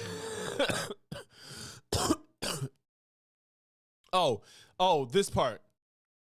All these people are nobody except for Harry Brickashaw. I mean, if you don't keep up with like the online debate sphere, you might not know Harry, but he's like a debater, a young Gen Z debater for the left. Sarah is a DV survivor. She had posted about her DV experience in August of 2024 for DV Awareness Month. Receipts are of her and her ex. Following this experience is when she was convinced by Harry to share explicit photos of herself and was told that she was the only one. Like, this type of shit is what needs to be scrutinized. This part right here is the issue with all of this. The girl is a survivor of DV. Whatever you want to call it. They're trying to use what her ex did to her to frame Harry as some type of deviant predator that basically used her and her experience to get nudes. Like, what on earth? None of this has to do with Harry. None of this. Sarah, he pushed you and dragged you. That's not okay. Yeah, this morning he said blah, blah, blah. This isn't Harry. None of this has to do with Harry. This girl ex put his hands on her, and Harry talked to her after that and got nudes, I guess, and now Harry's the evil guy. This is what people need to focus on, and this is the fucking problem with the left. They're perpetual fucking victims. Like, fuck, I wish I didn't sound like this. This is crazy. Like, yeah, like, they'll make you turn red pill with this type of shit. Like, y'all need to stop. And I to be fair, I partially blame people like Harry and Dean and Parker and them and shit, because They act like everybody got to be perfect. I hate, like, when I watch some of their debates, they'll be debating people, and then they'll, like, turn this whole, like, they'll be, like, super, super virtue signaling where, like, some men will be like, well, yeah, I think generally guys do like younger women. They'll be like, what? You're like 35. What? How could you like younger women? He's like, I mean, a girl that's like 27, you know, you're like, well, wait, so what about 19? You think I'm a 19-year-old? And it's like, bro, calm the fuck down. Like, they do shit like that, and now you get into this fear of a girl was harmed by her ex, and the next guy that she talked to did her wrong, so he's evil too. Like, these people, no, I refuse to align with people that do shit like this. Stop. It's not worth it. Harry advocates good policies. He's a decent debater. Let the nigga flourish. He did some fuckboy shit. He's 23 years old. Probably is gonna change over time. Stop. I refuse for anybody to hold me to the standard that I was at 23. I was completely different at 23. So I just can't rock with any of this. You definitely have a lot to offer, no doubt. I think right now I can't do exclusivity. He's constantly telling girls he don't want to be with them exclusively. Not because I'm getting news from a bunch of girls or fucking girls and stuff. Well, that's a lie. You might be getting, well, it seems like you're getting news from a bunch of girls. I don't know. Maybe you get a news from one, but some of the other ones are just cute pictures. I don't hook up with anyone ever. There's no claims of him fucking these girls too. Nobody said he's fucking them. But because I just don't think I'd be able to commit 100% to something. Also, since we live in different states, exclusivity would be hard. So I'm not balancing a bunch of girls at once. My mind energy is other place. So he's just lying about talking to other girls because he just wants to keep them available. He just wants to have the opportunity to talk to these girls for whatever reason, which ain't cool, but it's not the end of the world. He told you he don't want to be it's not that there's competition. I'm not getting news, a bunch of girls or nothing, or hooking up with a bunch of girls. Bro, 23, bro. He's not like some 32-year-old man doing this shit. Yeah, their life is the internet. This is crazy. Harry's video of his thirst trap. First of all, did thirst trap change? Did the term thirst trap change? I thought thirst trap was you know, promiscuous, sexually enticing pictures where you're not exposing something, but you're almost exposing something to get people to thirst over you. Now it's just him fake revealing a girl he's with.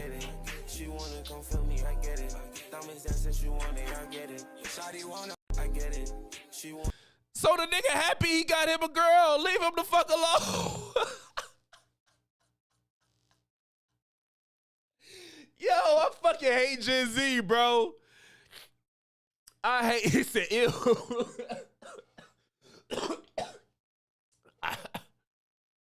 I hate Gen Z, bro. I hate them. I hate y'all. Like, he said, this is the guy?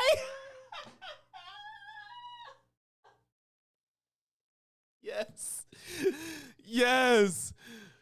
Yes. Oh my God. Fam, Gen Z needs a fucking intervention. First of all, y'all not finna change what thirst trap mean. This don't even make sense. This is just a tease. This is just I don't even know what they call it. He looks like he collects Star Wars figures. Bro, like, it's insane. This is ridiculous. This is, look, trying like I collect Star Wars figures. Oh my God. As a survivor of DV and a parent of a child who survived SA, both of us were doxxed by Harry 2 years ago. Oh, come on. I'm not watching another 5-minute story. You guys need to grow the fuck up. This is the problem. The left needs to stop this shit. Because this is the type of shit that runs people out from the left. This is the type of shit where people make fun of the left. All of this fake ass virtue signaling and being a perpetual victim, and anybody that makes mistakes, you want to out them and end their career. Like, No. I forgot. There's something else we have to look at. We have to look at Parker and Dean's response to this because they're like the Avengers together. Where is it? Did he delete it? No. Wait, oh no, it's in my bookmarks. That's why. This is the thread. Okay. So this is one of Dean's responses. Guys, make sure to... Anyways, for the first 866 of you guys, make sure to double tap on that phone screen and share that live and spam that comment section. Listen, I don't even know where to start. You know, I before coming on live, kind of like all day, I've kind of been like sitting back thinking about what I want to say in response to Harry and Chris, because I'm sure that you guys have all heard about that. I don't know what Chris did in all this, but I guess maybe he supported Harry or engaged in the same behavior. I don't know. The #1 story on Twitter for the last 30 hours straight. A couple news sources even picked it up. And I've been so mentally distressed for like the last day or two. And mentally like even distressed? just the term mentally distressed, I don't even think correctly represents, you know, the journey to hell and back, just, you know, fighting through so many different dynamics, etc. And I think what I want to leave you guys with is I'm not friends with Chris and Harry. And that's it. You know, there's so many thoughts that I have in my head. So many thoughts. So many thoughts. And I don't think right now I'm even in a place where I can adequately give you guys those thoughts in a way that makes sense. So I think for right now, I'm just going to leave it at that. I'm not friends with Chris and Harry. Oh and I think it's time. God. Like, why are we at the point that you're ending friendships because people make mistakes? What the fuck is this? Like, you're literally cutting off a strong ally in what you're trying to do, somebody that you probably kicked it with for real, simply because he was single and telling girls that he wasn't talking to other girls, but he was never exclusive with any of them. Like, bro, I would have no friends if I would stop being friends because my guys, when we was 23, may have done a girl wrong. What in the fucking world is this? Like, can you imagine if he got on here and said, I know Harry messed up, but he's my friend. I know he's a good person, even though these mistakes he made aren't something that I would condone, and I'm going to talk to him, and hopefully moving forward, he'll learn from his mistakes and not do shit like that. You control, like, that's why I said Dean and Parker have been the worst ones from all of this for me, because since I watched them, I noticed I'm like, y'all trying to be perfect, and this shit is just not gonna go in your favor. And now their fucking audience and fans is gonna control them because now they have to be perfect. They can never mess up. And these niggas is only in their early 20s. They have way too much time ahead of them to be pretending like they're perfect. Cause once y'all fuck up, you're gonna ruin your own career because everybody's gonna think y'all are perfect. And I hate to bring it up, but this is why I don't have an issue with people like Destiny, because he's never tried to act like he was somebody that was perfect. So I didn't have these expectations for him to never fuck up. And if you do fuck up, it's not something that I see out of the realm of possibility of fuck ups. Now, Parker and Dean can never do anything wrong to women. They can't ever be wrong about any information they put out, because the way they act when some people just mistake things, they're gonna they're setting this standard that's impossible to meet, and it's gonna bite them in the ass. Like, it's gonna bite them in the ass. Goes on, and I'm able to my guys have fucked up on good girls. They done did wrong by some girls that I was like, shit, I don't blame you because of the situation you're in. Like, maybe she did something that's like, I'm not even mad at you for that. I done seen dudes fuck up on girls they shouldn't have did wrong, and I told them, we don't sit there and congratulate each other, but you don't cut them off as friends. Gather my thoughts and present them to you guys in a way in which makes sense. We could do that. But honestly, this nigga finally growing a mustache and he's acting more like a bitch. It's like, bro, I see your mustache growing. Like, you're growing up in front of my eyes, but yet you're going backwards. This shit is not something you end friendships over. And because the internet sees it and is blown up and you're affiliated with them, you feel like, I can't let my audience not know that I'm not perfect or the people around me aren't perfect, so I gotta disown him. Bro, grow the fuck up. Right now, I'm tired. I'm defeated. Dead ass. Why do you see? Can I zoom in? Fuck. And like his mustache is literally I've gone growing. through so He many has emotions no in the last facial 2 hair, days. and I see his mustache. For the 2.2 thousand people in here, right now. I appreciate you guys for being in here. I'm a fucking boomer. I don't even know how to Make sure that zoom. you are double tapping away on that phone screen for me. Sharing out that live. We are going to hop into the debates, but before we do, there's actually one other thing that I did want to say here. So before coming on here, I did talk to the women and I basically asked them if there's anything that they wanted me to kind of reiterate to you guys, because I'm sure that this message won't just reach the 2.5 thousand people that have just tuned into the live. I'm sure that it will be screen recorded. It'll be on Twitter. It'll be even work. in a lot of different places. Please don't harass these women. You can see the percentage going up, but it's not working with at all. They've been sent their own address. It's not They've doing been, it with the what's it called? They've like shut the fuck up, Nicole.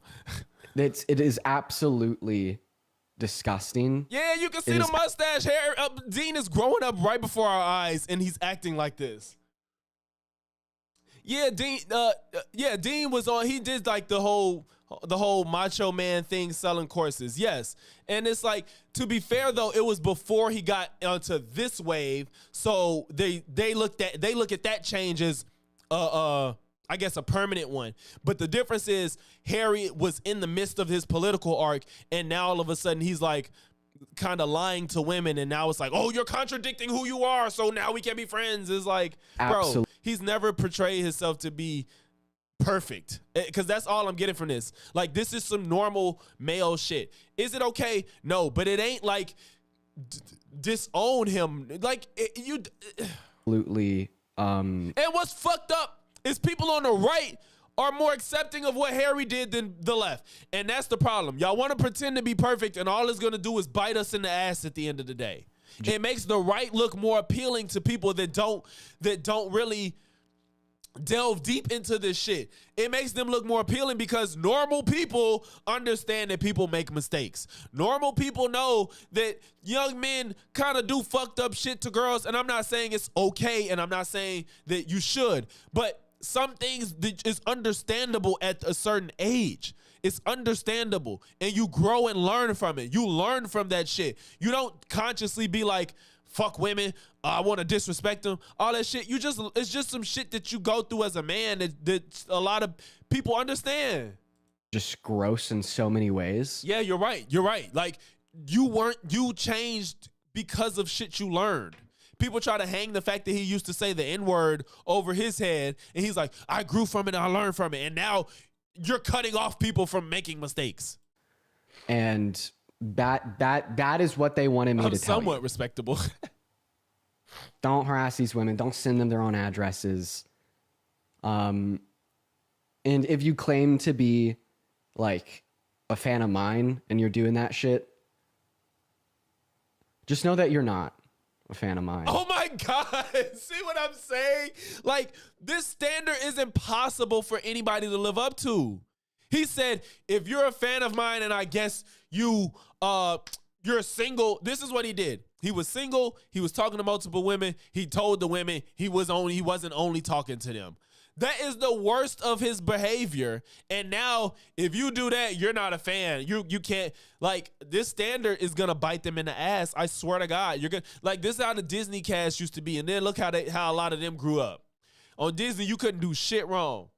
So I don't have a video of Parker, but I came across what he said. Okay, we can zoom this, Brickashaw. I know how to zoom this. Boomer who? So Parker, in a Discord, I don't know if it's his or somebody else's. Hey everyone, I just wanted to say I am so sorry for the way I have responded publicly so far. Privately, I have been an emotional train wreck, and that's why I haven't been able to go live or make any videos. Hearing someone I used to consider my friend do things such as what Harry did has taken a deep toll on my mental health and my ability to trust people close to me. I am not friends with Harry or Chris anymore publicly or privately since I have learned what they did. I hope y'all know I am not a different person in terms of who I associate with online versus privately. I feel the best way I could represent what happened is to tell people to listen to what the women involved have said. From talking with some people involved, it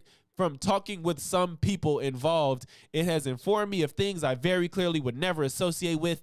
Again, everyone, I just want to say I'm sorry it took me so long to say my thoughts publicly. The last part I don't give a fuck about. Now,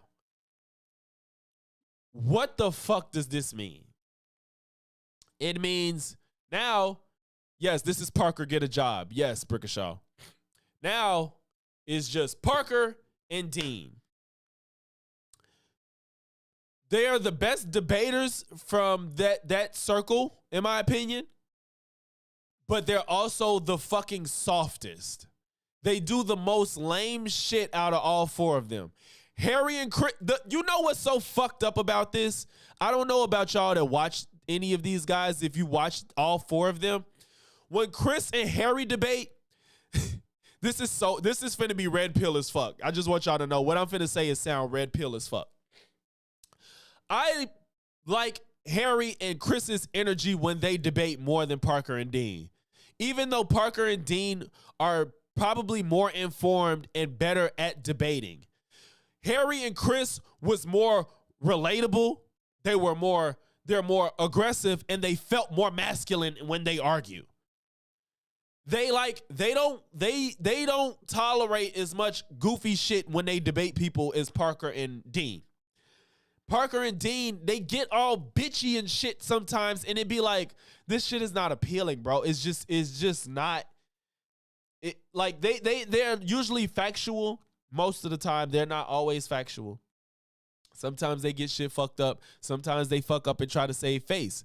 And sometimes it's just like I said, if you don't really have any strong political leanings, they're unappealing. Harry and Chris actually were more appealing to listen to because of their approach and their aggressiveness, and they have a better air of masculinity in how they present it. More than Parker and Dean, even though with all of them is kind of, and they are who they are. I don't give a fuck how masculine you are, but I'm speaking for people that may not have strong political leanings either way or just come across their content. And now they're fracturing their alliance that they have, which, to be honest, was pretty good for the most part.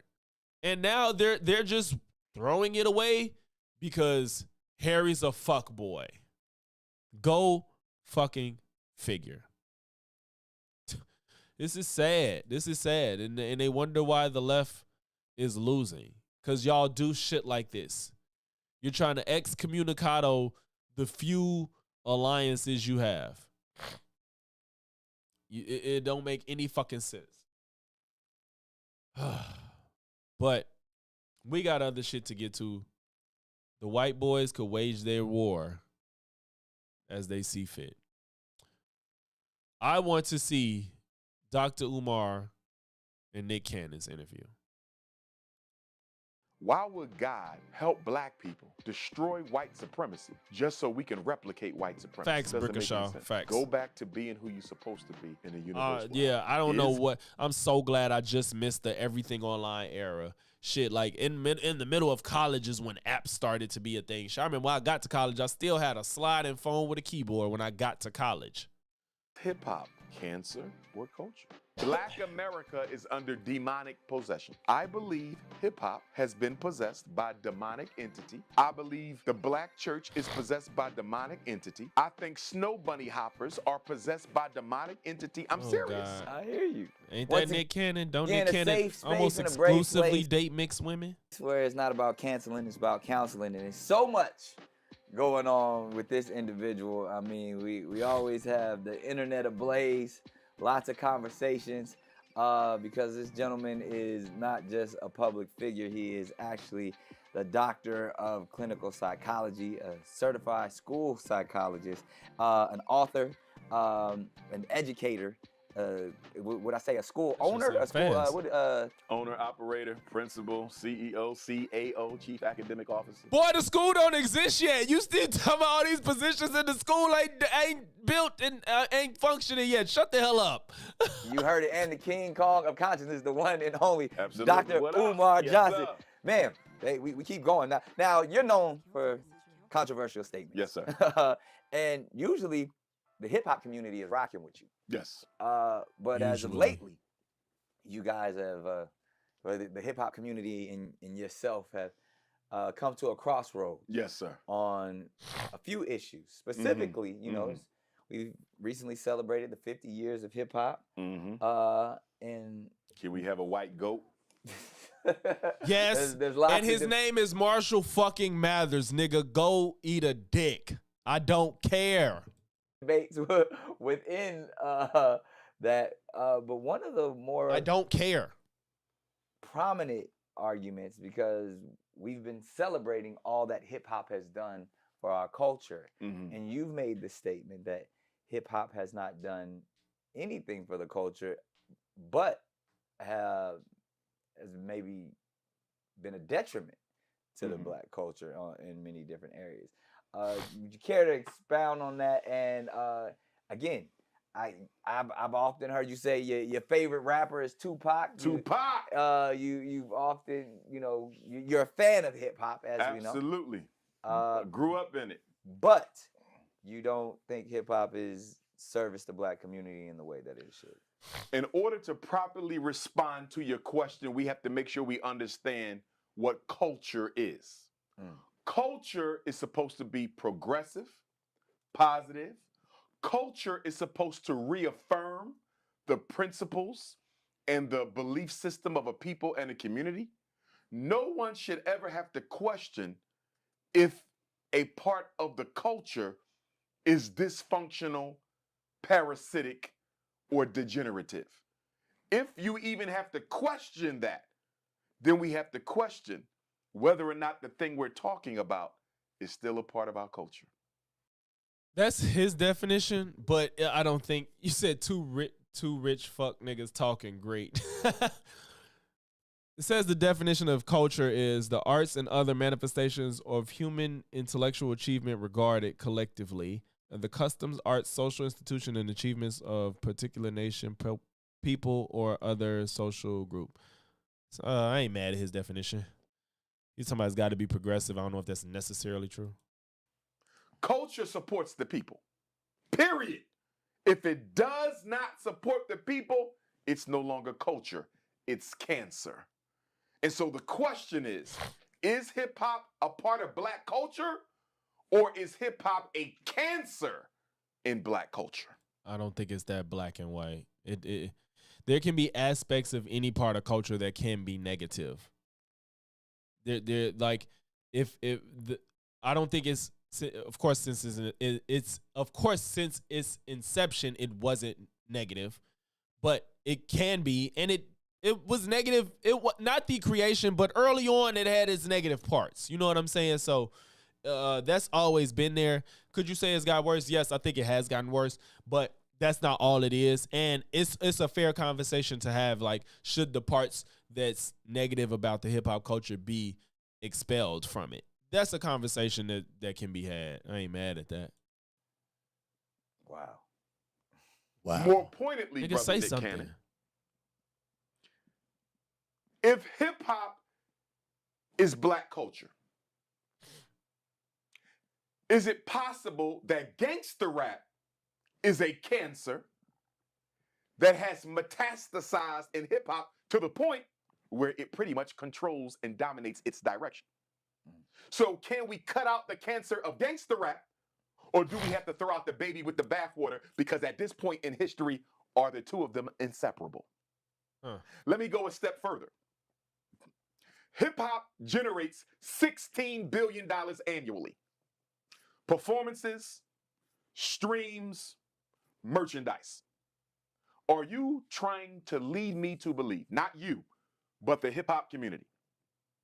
Or are they really trying to convince Dr. Umar Ifatunde that there's absolutely nothing wrong at all for a piece of black culture known as hip hop to generate $16 billion a year, the most influential musical form on the face of the earth, and there is no systemic or structural benefit to black people at all? I'm not swallowing that pill. If all these other cultures can benefit from hip hop, I definitely I don't like the fact that artists are the ones that probably eat the least within the music industry, period. Hollywood, the people actually doing the music and stuff like that, they eat the least, period. And that's across all genres and shit until they start to step outside of just making the music and then, you know, get their way to own shit. I think that's a problem within that's a capitalism problem. It's a worker problem because in a sense they're the workers and they're not reaping the benefits of their labor. And that's just something that comes along with capitalism. So of course this convo is about hip hop and that's why he's talking about it. But that in itself is a problem with capitalism. And I don't even like Dr. Umar, but I don't even disagree with what he's saying. I don't like him or a lot of what he says, but I don't have any strong disagreements with what he's saying right now. if the music companies and moguls and CEOs and corporations can make all this money, why aren't you artists demanding that some of that money that's the get problem. redirected back to the black community? And that's the real problem. It's like the like Brickashaw said, the middleman, like all the fucking record execs and shit, the people that's not doing shit but reaping the benefits of all of these artists label making all that money. It doesn't make sense when you think about it. It doesn't. It makes no sense. Now, where I will disagree with him is those people, that the artists that are making the money, they're enriching the black community when they bring it back to their families. Can they? He's gonna argue. I don't know if he will, but he's argued we need to build police stations and hospitals and schools and libraries and all that shit. Like black people don't have none of that, and that's not the only way to enrich the community. Is it a way? Yes, it is, but it's still benefiting 1% of people. Like, unless you're talking about moving away from capitalism and moving to communism, which I don't know if he's a capitalist. No, I'm sure Umar's a capitalist. So you're still only having certain amount of black people making all of the money if they build a hospital or build a school and shit. You want to build a school, that would be to you. You know what I'm saying? So people are making other people better off within their communities. And, you know, the ideal is that it's going to keep branching out over time. You know, that's the idea. What has hip hop built? What problem has hip hop helped solve? What solutions has hip hop? A culture isn't, the purpose ain't to solve anything. Like, just because it serves a purpose and it's mostly entertainment, if you want it to be more than that, then by all means you can want that. But hip hop wasn't created to solve the world's problems or black people's problems in itself. It's an art form. Implemented into the black community. Fashion is big in the black and hip hop community. What is it solved? It's you know what I'm saying? That doesn't have to be everybody's goal. That's what you want.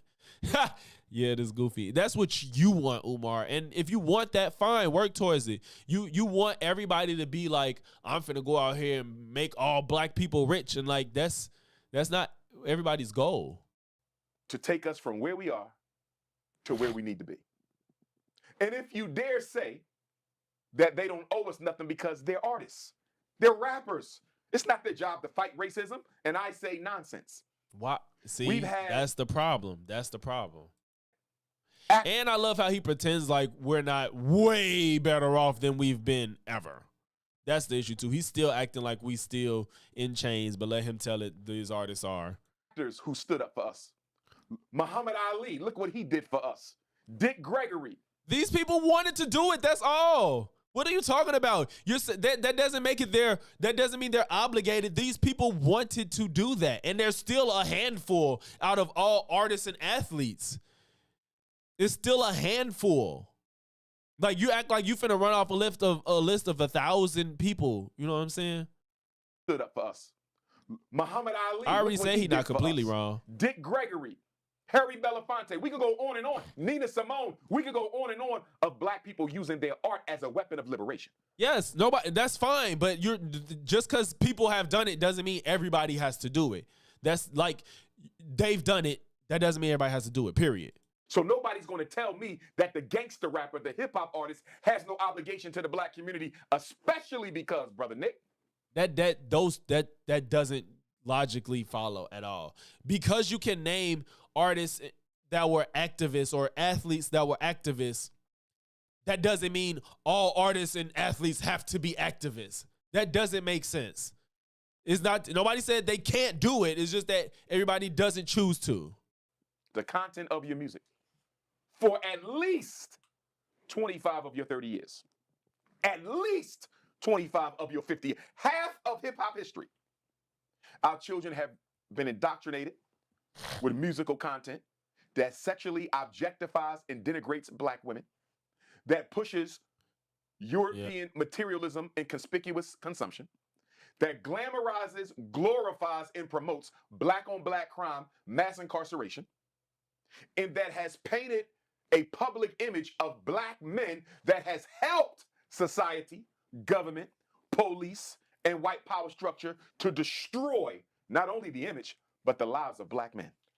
So when I say what has hip hop done, especially given the negative images that y'all have sold into the minds of fatherless black boys, I have a right to know what hip hop has done.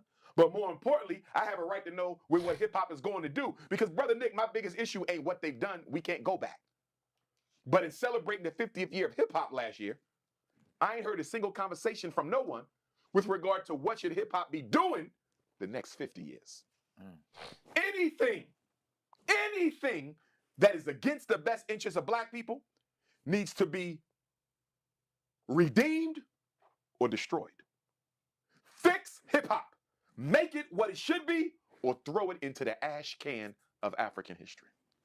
I'm not gonna sit here and force myself to disagree. Like I as much as I love hip hop, gangster rap, all I don't love all aspects of hip hop, but I like a lot of what hip hop is. But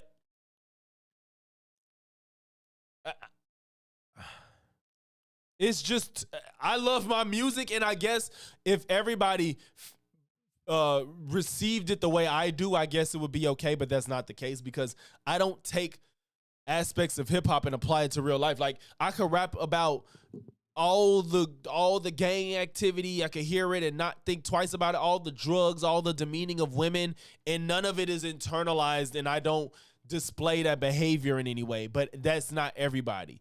So the problem is that people do take that shit and try to live it out in real life and shit like that, and it is fucked up. It is fucked up. But even saying like Tupac was your favorite rapper, you know, that's why I fucked your bitch, you fat motherfucker. So it's just like you may not like that song maybe, but your favorite rapper engaged in the very type of hip hop that you claim you want to be destroyed. The part of hip hop that you don't want to be a part of black culture, your favorite rapper engaged in it too. You don't even have a favorite rapper. Your favorite rapper isn't even somebody that didn't engage in what you think isn't acceptable. So I don't even know how serious I could take you with that. Heavy words. So in that you spoke. That's true, Trying. I don't know if you was here when I said that. I said these people that are making the money and are doing things that are, you know, activism, they're doing it on a small scale. He wants there to be a conglomerate of hip hop like the NAACP that wants to be out like, hey, y'all, from now on in hip hop, we ain't rapping about drugs. We ain't rapping about killing niggas. We ain't rapping about fucking bitches. And let's go from there. Like, that's just not going to happen. You're never going to get everybody to agree on that. It's just not a realistic vision, you know? And you're right. I think that's what he wants, but I just don't see that happening. Of past entertainers who utilize their art for liberation. But you also shared that Tupac is your favorite rapper. Yes, he is. Damn, he just said it. Activist. Yes. I'm sorry. I like when I say something and then like I'm knowing when I'm crazy for the thought and they say the same thing. True liberator. Yes. He speaks of it in his music. Yes. There's also other people who are cut from a similar cloth and exude that same energy, like the Nipsey Hussles of the world. And then even there's as the culture, oh, he ain't gonna speak on the. That's why I fucked your bitch.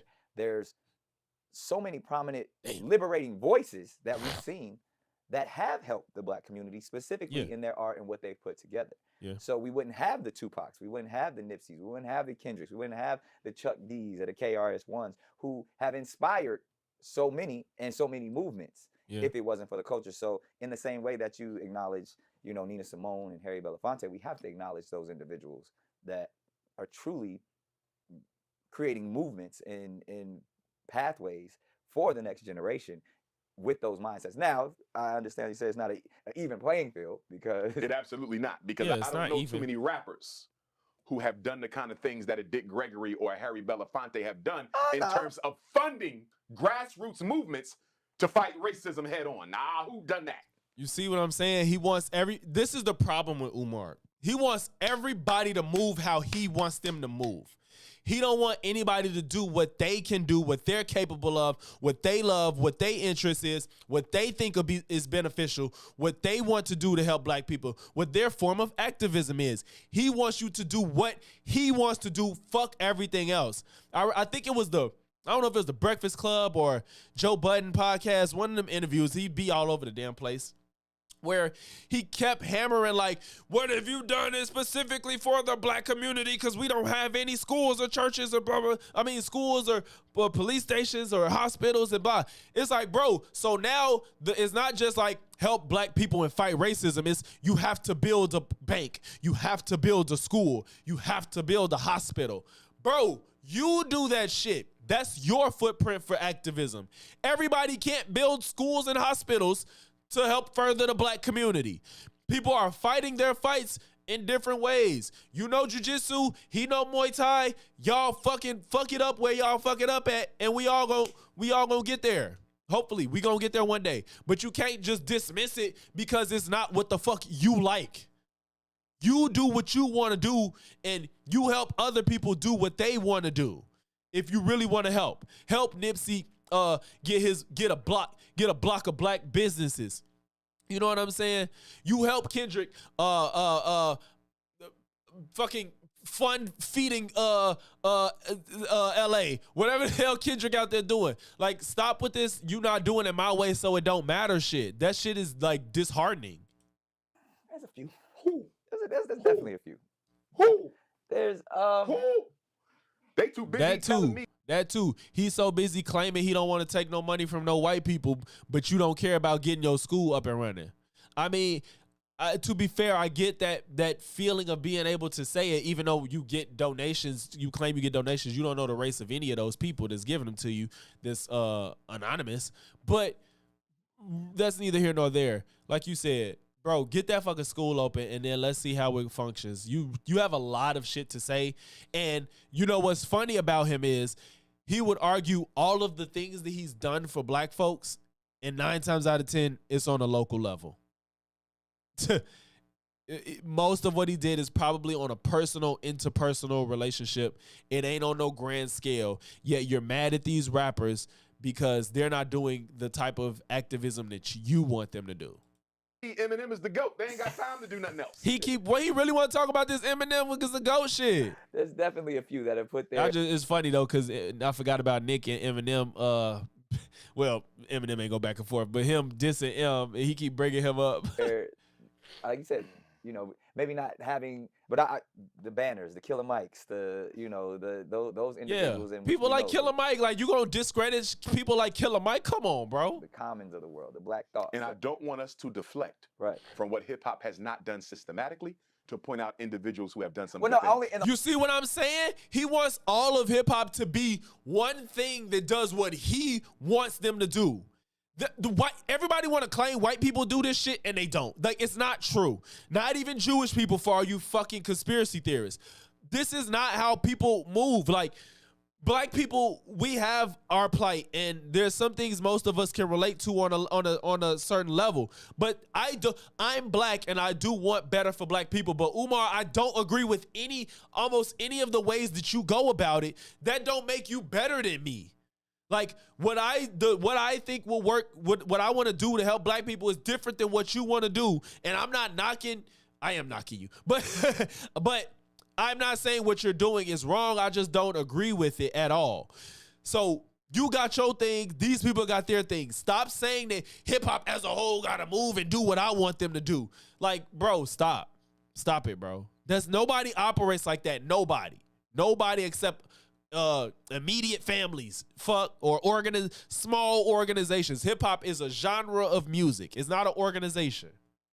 The only reason why, because that's you just label like somebody saying Dr. Umar is out here fighting to save black children from special ed and ADHD, right? Right.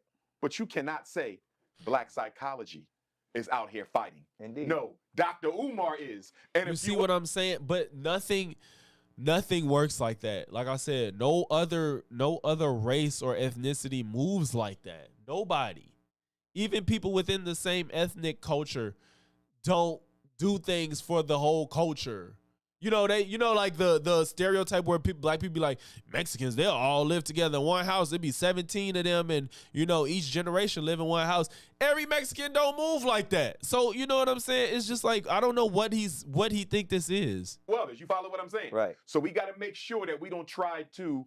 I was only saying that because you said, when you spoke of the great Dick Gregory and Harry Belafonte. Yeah, he just contradicted himself too. You could say, Umar, you ain't saying black psychology. You just named Muhammad Ali, Harry Belafonte, Dick Gregory. Those are people, and they're not even in the same umbrella. So why are you now all of a sudden it's like, what are you gonna say? Like you said, Umar, I'm guessing you want to put yourself in the category of Nina Simone and Dick Gregory and shit. He naming KRS-One and Tupac or whoever else he should comment and all them and Killer Mike. He's naming all these people as individuals that help the people around them, which is the goal. You want to uproot hip hop and have everybody move the same, which that's not realistic and it'll never happen. There's also individuals within hip hop that do have those missions. I want some good things. Yes. Who have done a couple of soft activism things. We talked about soft activism. He's belittling it. He's belittling what people do because it's not what he likes. This is where he loses me. Hard activism from no gangster rapper or no hip hop artist in a while. KRS-One is a jewel. Yes. KRS-One is an exception. Yes. You have a few others. Right. Especially during the great heyday of positive hip hop. From about the mid-'80s to the mid-'90s before gangster rap took over the genre. You had a lot of positive, the X-Clans, the Poor Righteous Teachers, the Queen Latifahs. I mean, we had a whole era of nothing but conscious artists. And even the Playboys and the gangsters still had positive lyrics to them. So even when you look at a Big Daddy Kane or a Rakim, it might have been half gangster, but it was half conscious too. Yeah, so you couldn't listen to no the artist. 5%ers. You couldn't really listen to an artist and not get at least 2 or 3 conscious songs. So that's where I want to take it because you made an amazing point about culture versus cancer. Culture versus cancer. And we definitely, in order to grow the culture, you have to remove the cancer. Got to remove the cancer. So what needs to be removed from hip hop, in your opinion? Gangster rap, completely. But that's a little too vague. I want you to dig a little bit deeper, just in that sense, because even the term gangster rap, which is rap that degenerates black women, promotes black on black violence, conspicuous consumption, dysfunctional, irresponsible behavior. And I'm sure the definition can be broader. Right. But those are some of the things that I just think of at the top. And that's so you're the sexual objectification and the black on black crime is the 2 most important pieces. And so specifically, because at this point you're just talking merely about symbolism and lyrics. Content. Yeah. So because content is what conditions our children. But you would also say that the culture is bigger than just the content. But remember what I said earlier. Right. Gangster rap dominates hip hop. Mainstream commercial hip hop is dominated by gangster rap, drill rap, all these negative rap forms. No, I disagree. I don't think drill rap had a pop, but it wasn't the dominant force of hip hop. Think about the biggest times of hip hop. Like some of the biggest, when you think about the biggest names and eras of hip hop, you got people like NWA, which was gangster rap, but they was going mostly, they was trying to go after the police and white people. They had they shit with niggas too. But you had that NWA. You got like Tupac, Biggie, Jay-Z, Eminem, 50 Cent. That was when the real gangster rap became mainstream with 50 Cent. Then you got people like Drake, Kendrick. Who else had? Like I would think even when you look at the mural of the faces of hip hop, where mostly anybody could look at it and see faces. Most of them aren't drill rap or gangster rap. I would say about 85% of the biggest names in hip hop, the poster child of hip hop, most of them aren't gangster rappers. They have moments, they have pops, like I said, with 50 Cent. But what hip hop encompasses is not mostly gangster rap. It's just been popular before.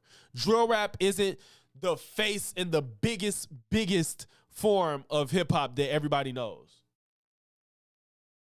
No, I didn't say 50 Cent created it. I said he made it like that was like a new wave of gangster rap where, shit like when 50 Cent G Unit was a thing, like that's when gangster rap really,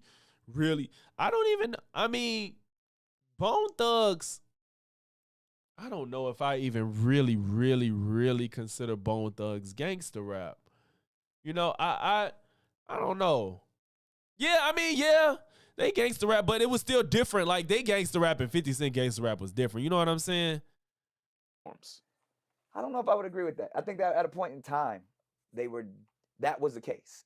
But now the genre is so broad now that even currently, the women objectifying, and even now we're at a place where women are objectifying women in their music. True. And but the men were doing it way longer than them. No, absolutely. But like women right now probably have the most prominent voice in hip hop. If you go to a nightclub right now as a DJ, I know the 80% of the hip hop songs that are played are women MCs.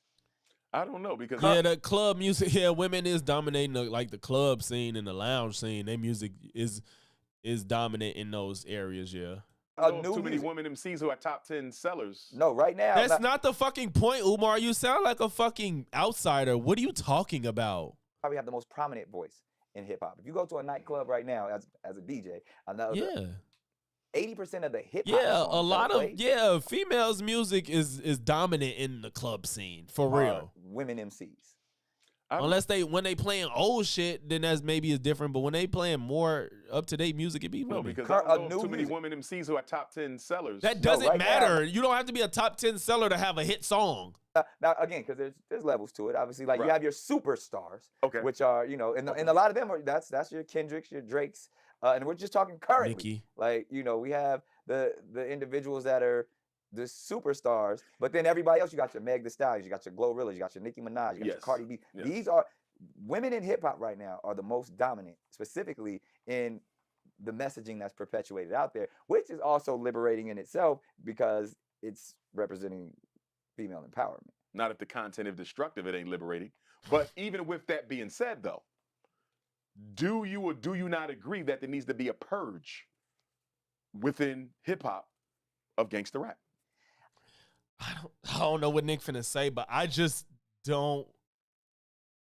Again, the problem is I can listen to this shit and keep it moving without my day without ever thinking about engaging in the activities of what I'm rapping. I'm listening to. That's not how I operate, and I know that's not everybody. But to get rid of gangster rap just feels like, ugh. I think maybe if we started to maybe get people to understand it, the problem is people see rappers and hip hop artists as who they are for the music is who they are in real life, so they got to portray that. But you can't. You can't be a real gangster and a rap artist. You're either going to be dead or in jail. So if we start to maybe separate them as like, this is me as an artist, as a character, like an actor, like nobody walks up to like Denzel and thinks he's really like going to pull out a gun as the Equalizer and be a bodyguard and shit like that. Like we know that that's who he is for his roles. So I think maybe a better solution would be for people to see these people as characters that's trying to entertain you and leave it at that. I think that's, yeah, you missed it, eBay.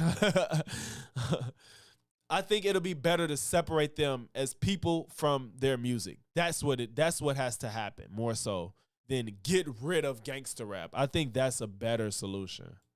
I don't like the term gangster rap. What do you want to call it? I mean, Right, you know, self-destruction well, rap? well, Tupac called it reality rap. Okay, reality rap.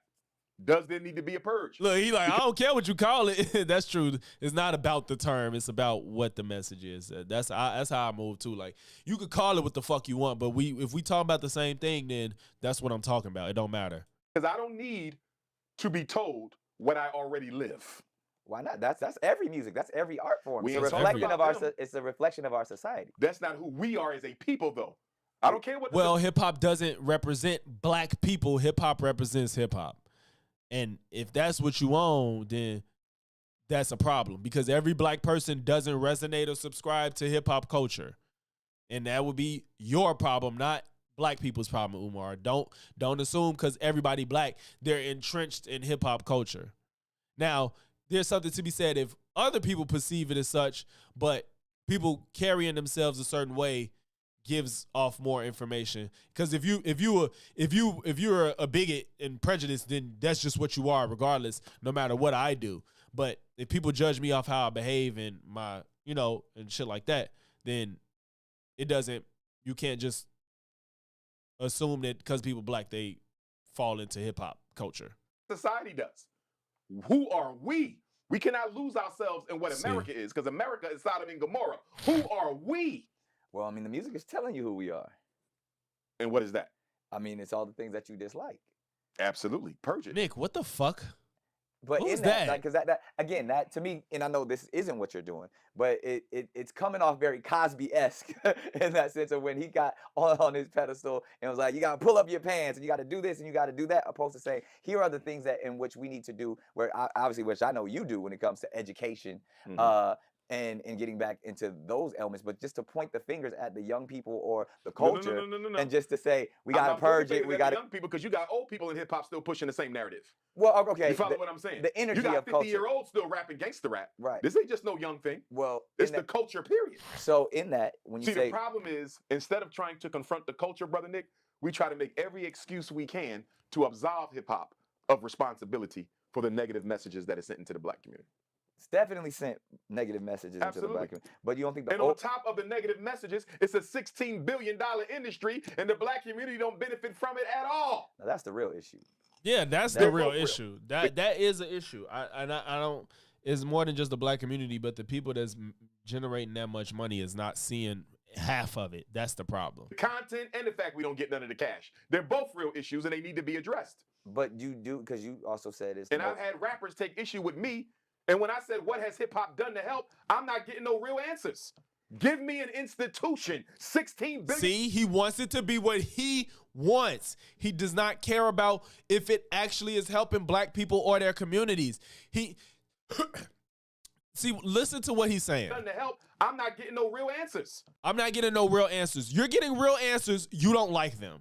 Give me an institution. An institution. The only way, according to Umar, you can help black people is to build an institution. That's the only way. If that doesn't happen, it's unacceptable. This is what I was saying. I think it was the Joe Budden podcast where he was saying the same shit, and I don't like that. You disqualify everything people does if it's not what you want. And you're only making this argument is because you yourself are making a school that has not been shown yet, and it's been like fucking 10 years, and you ain't got nothing to show for it. I ain't gonna say nothing, but the shit ain't no closer to being built. $16 billion a year, and y'all ain't built a school? See what I'm saying? With $500,000. Why do you have to build a school to help black people? That's not the only way. You think building a school is going to help black people as a collective? Like, you're not even appreciating the steps people are taking to do things. You're ignoring everything people do because it's not what you like. And when you build your school, you have to show a good end product. You have to, all your boys need to be at the top of the state, their state. They need to all be at the top of their state. They need to all get full rides to whatever colleges they want, and they all need to go into some career field that's highest paying or a high production or a high intellect, whatever. Because this is a standard that you're trying to create that if it's not absolute tip-top perfect, then it ain't good enough. So that's what has to happen if your school ever gets fucking open. Watches and sneakers, and you come from a ghetto with no real institutions? Negro, please. How do we get there? I think the culture is going to have to be self-cleansing and self-correcting. No, he's saying, how do we end up in those projects? But I don't see that happening. You know what? What did he say, how do we get there? Institutions? Negro, please. How do we get there? Oh, how? I don't know if he said did we or do we. The culture is going to have to be self-cleansing and self-correcting. But I don't see that happening. You know why? Because even the positive rappers don't have the courage or the guts to hold the gangster rappers accountable. They would have been done it. They could have been said, we're not doing that in this culture. You gatekeep in a... What the fuck would that do when they're not the most popular? And I'm sorry, like the conscious rappers aren't the most profitable in the genre. What do you mean we're not doing that in here? What the fuck gonna happen? What is that gonna do to somebody that's making the music they want to make and is making their money? What the fuck is that gonna do? Again, you don't really care about people doing what they can to help. You want everybody to do it your way. Culture. Right. It's like the Italian mafia. When the five families was warring, right. You know what they said? They had rules. Right. No women, no children, no old people. Right. No women. Again, y'all notice the Italian mafia. This is a small group of Italians. It's not every Italian. Hip hop is a genre of music with thousands of people operating. And it's not, to be fair, again, I do have an issue with record execs. I have an issue with labels. These people they're operating under a genre of art that there's nobody can contain and control a genre of music. You can't contain it, because let's say you get 99% of rappers that do conscious rap, don't rap about none of the stuff he said he wants to be exiled from hip hop. Say 99% do. That 1% that don't. Let's say 90%, one person still does gangster rap or whatever, demean women. If people listen to it, you can't stop them, or nobody gonna care about the 99% that don't do it.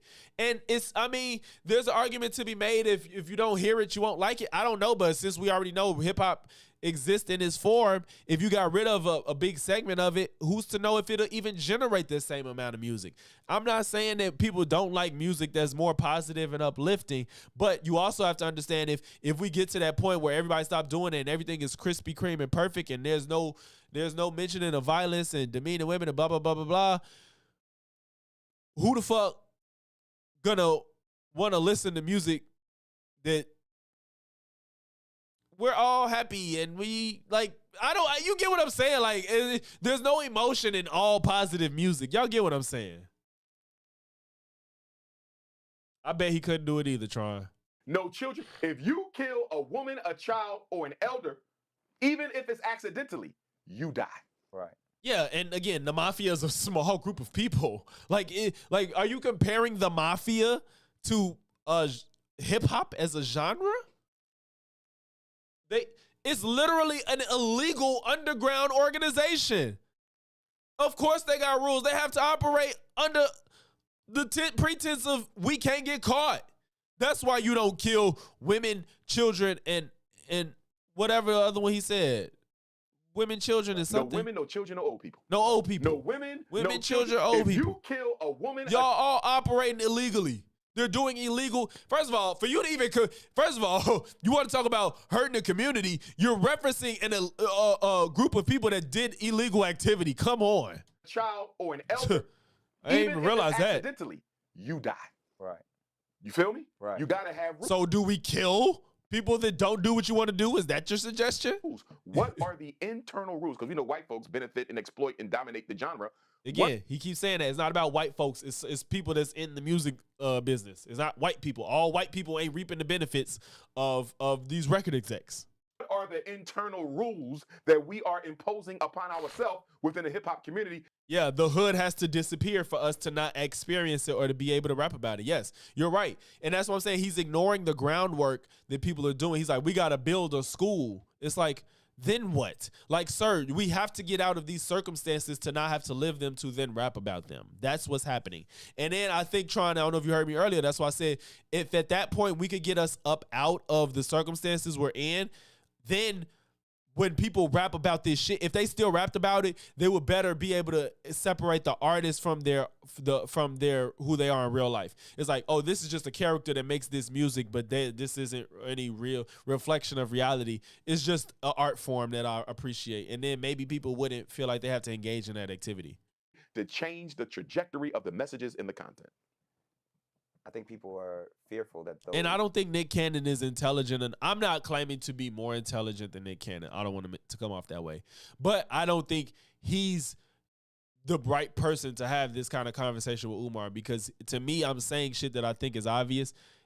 That's a good retort to Umar, but I don't feel like Nick is saying any of it. He even fumbled the Tupac thing. He was like, Tupac was an activist rapper. You didn't even mention that Tupac had music that was demeaning women and promoted violence to other black people. You just didn't even say that, and it seems so obvious. Or that overall change, people wouldn't consume it. People wouldn't embrace it. Money, right? Money. Or even just, they just see, again, do you want to be a communist? And if you do, that's fine. I don't give a fuck. But do you believe in capitalism or not? Because it falls on deaf ears. If I don't act like a Negro in my music, it might not sell. But again, you said in my music, it falls on deaf ears. If I don't act like a Negro in my music, it might not sell. Gang. But again, you say they might not listen to it. That's what you just said. Right. If it's positive, they might not listen to it. So if they're not listening to it, you ain't getting no ratings, you ain't getting no streams, you ain't getting no sales. Can we go spiritual for a second? So basically, you are willing to sell the community down the drain to make money. So can we go spiritual for a second? Let's go. Because if we're just talking about energies, we know people are more likely to consume a low frequency. Oh, God, here you go with that shit, the low frequency and the high frequency, because they're operating on a low vibrational level. Bro, come on. Then an elevated frequency, because that's where the majority of the people are. Mm-hmm. And it's, for whatever reason, low frequencies vibrate a different, an attraction that we all can. It's easier to do bad. It's easier to embrace the negative. So when there's a few, as we spoke, that will elevate to a higher frequency, it's the majority is never going to assimilate to that, because that's rare. It's hard to get to that space. So if the masses are down here, the masses want to shake their ass, the masses want to talk about overindulgence in being intoxicated in whatever substance, and that, again, because you talk about financially where the culture resides, even whether we're talking religion, whether we're talking consciousness, it's always going to be more difficult to get the masses to elevate than to say, you know what, well, all right, I'm going to go ahead and make something there they shake their ass. I'm going to go ahead and, give them something because everybody like to have a little drink after work. So we're going to make the song about drink, even though we know it's poison. Here's the thing that we got to be clear on, Brother Nick. The responsibility of an artist is not just to reflect the reality that they have experienced. The responsibility of an artist is to project a new reality that you want the people to embrace. Do you follow? Not necessarily if they don't want to. Like I don't like this idea that he wants everybody to think and like him and do what he wants them to do. Like that's not any obligation that an artist has. You just want them to have it. Follow me. Right. And a painter who lives in a ghetto, right, doesn't just paint about rape. They don't just paint about poverty. They don't just paint about single motherhood. They just don't paint about police brutality. And rappers don't just paint about what their circumstances either. He's pretending that rappers don't still talk about where they want to be. That happens too. So don't pretend like that's all that happens. A lot of artists rap about what they see themselves doing. Or sometimes it's hard to see yourself doing that if you're in such a bad state. But a painter I don't think it's easy to compare the two. They also paint an organized community. They paint a flourishing neighborhood. Those those are such different skills.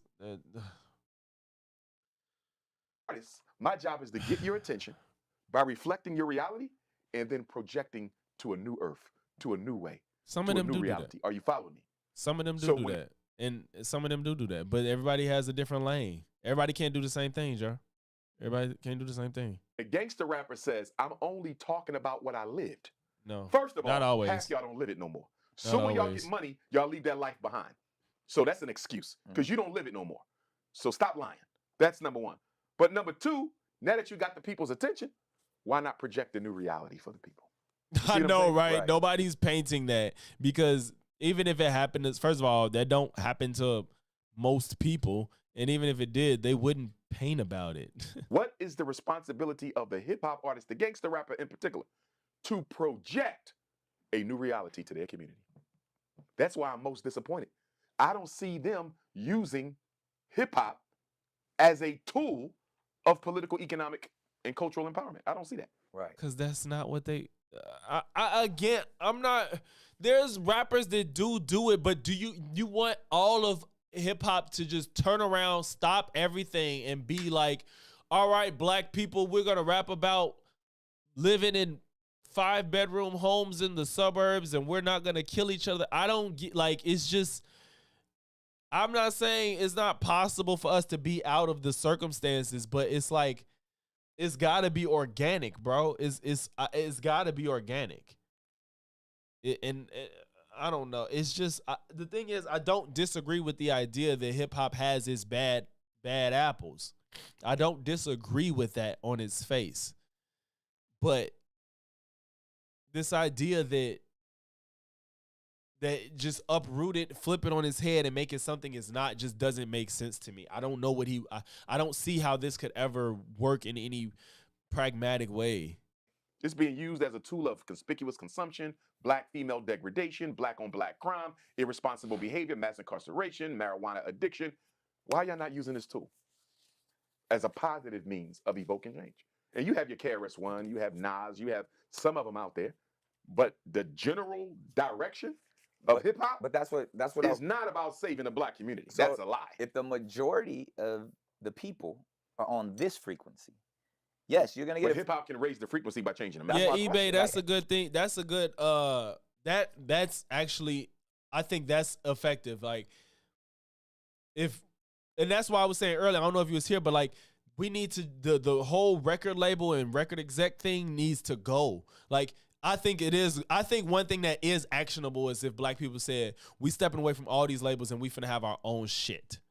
I think that that's possible because if every black person stepped out of these labels, stepped away as a collective, almost they're gonna lose so much fucking money and they're gonna be scrambling, and it would still be in the hands of still a select few black people, but who those people would be and what they'll do with the money, we don't know. You know, if Drake made every penny that he had that goes to people above him, would he help black communities? Beyonce, would she? I'm not saying she won't. Would she? You know what I'm saying? Would she build a school? Because even if that did happen and they don't build a school or build a hospital like Umar says, he's gonna still be upset with them. I don't know. Art is influenced by. And art influences the people. So it's a bi-directional. We influence the art, art influences us. Because as someone who is out here on the circuit, you're teaching, you're leading, activism strong. You know the uphill battle. Yeah, eBay, I don't know if you was here, but I was saying like this is all problems with capitalism either way. So that's why I said if Umar is a communist, then cool. Just say that and you make a little bit more sense. But even with the idea that black people do their own thing, if we're still underneath the umbrella of capitalism, there's still only a select few people that's going to thrive the most.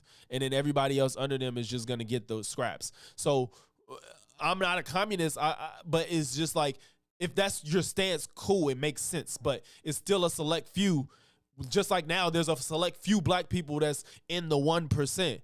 And if you remove yourselves from white people and still only a few black people, that's the 1%. And I don't know if you're going to put a gun to their head and be like, build a school for black people, build a bank for black people. if that's not what you're gonna do, then I don't see this really ending any differently, you know? And even with intellectuals in the conscious community in which you face. When now we're talking about a community that is for pure entertainment and usually geared towards our young people to try to invoke edutainment or an ideology of intelligence into something where we're ultimately just trying to enjoy ourselves. Okay, why does enjoyment have to come at the cost of community desecration? Who says enjoyment? See, like you said, Tron, it's just not, he's skipping the part that these people are in these circumstances to why they're now rapping about it. He's not even trying, he's blaming hip hop on damn near black people being disproportionately impoverished. He's not even addressing where this shit came from. He's jumping, he's trying to build the building from the top down. Like, you have to start down here. Where's the issue, bro? It's a bottom-up problem. This is a bottom-up problem. You can't go to the top of the crop of the black people that made it out of the worst circumstance and then tell them, like, all right, now y'all flip everything that you did to make you successful and bring all black people up now. Like, no, bro, you got to fix the issue from where it started, bro. And then everything that's happened up to this point, we just got to push up until it's out of the picture. Like, you can't take everything that these people built, flip it on its head and expect everybody to be regular. Like, oh yeah, it just doesn't, it don't work like that. It has to be negative. Why can't it be positive? Well, as you know, I'm playing devil's advocate in this space. Yes. But if I'm an MC, if I'm a rapper, and I'm hearing Dr. Umar, I'm watching this, and I'm like, one, I don't relate to this dude.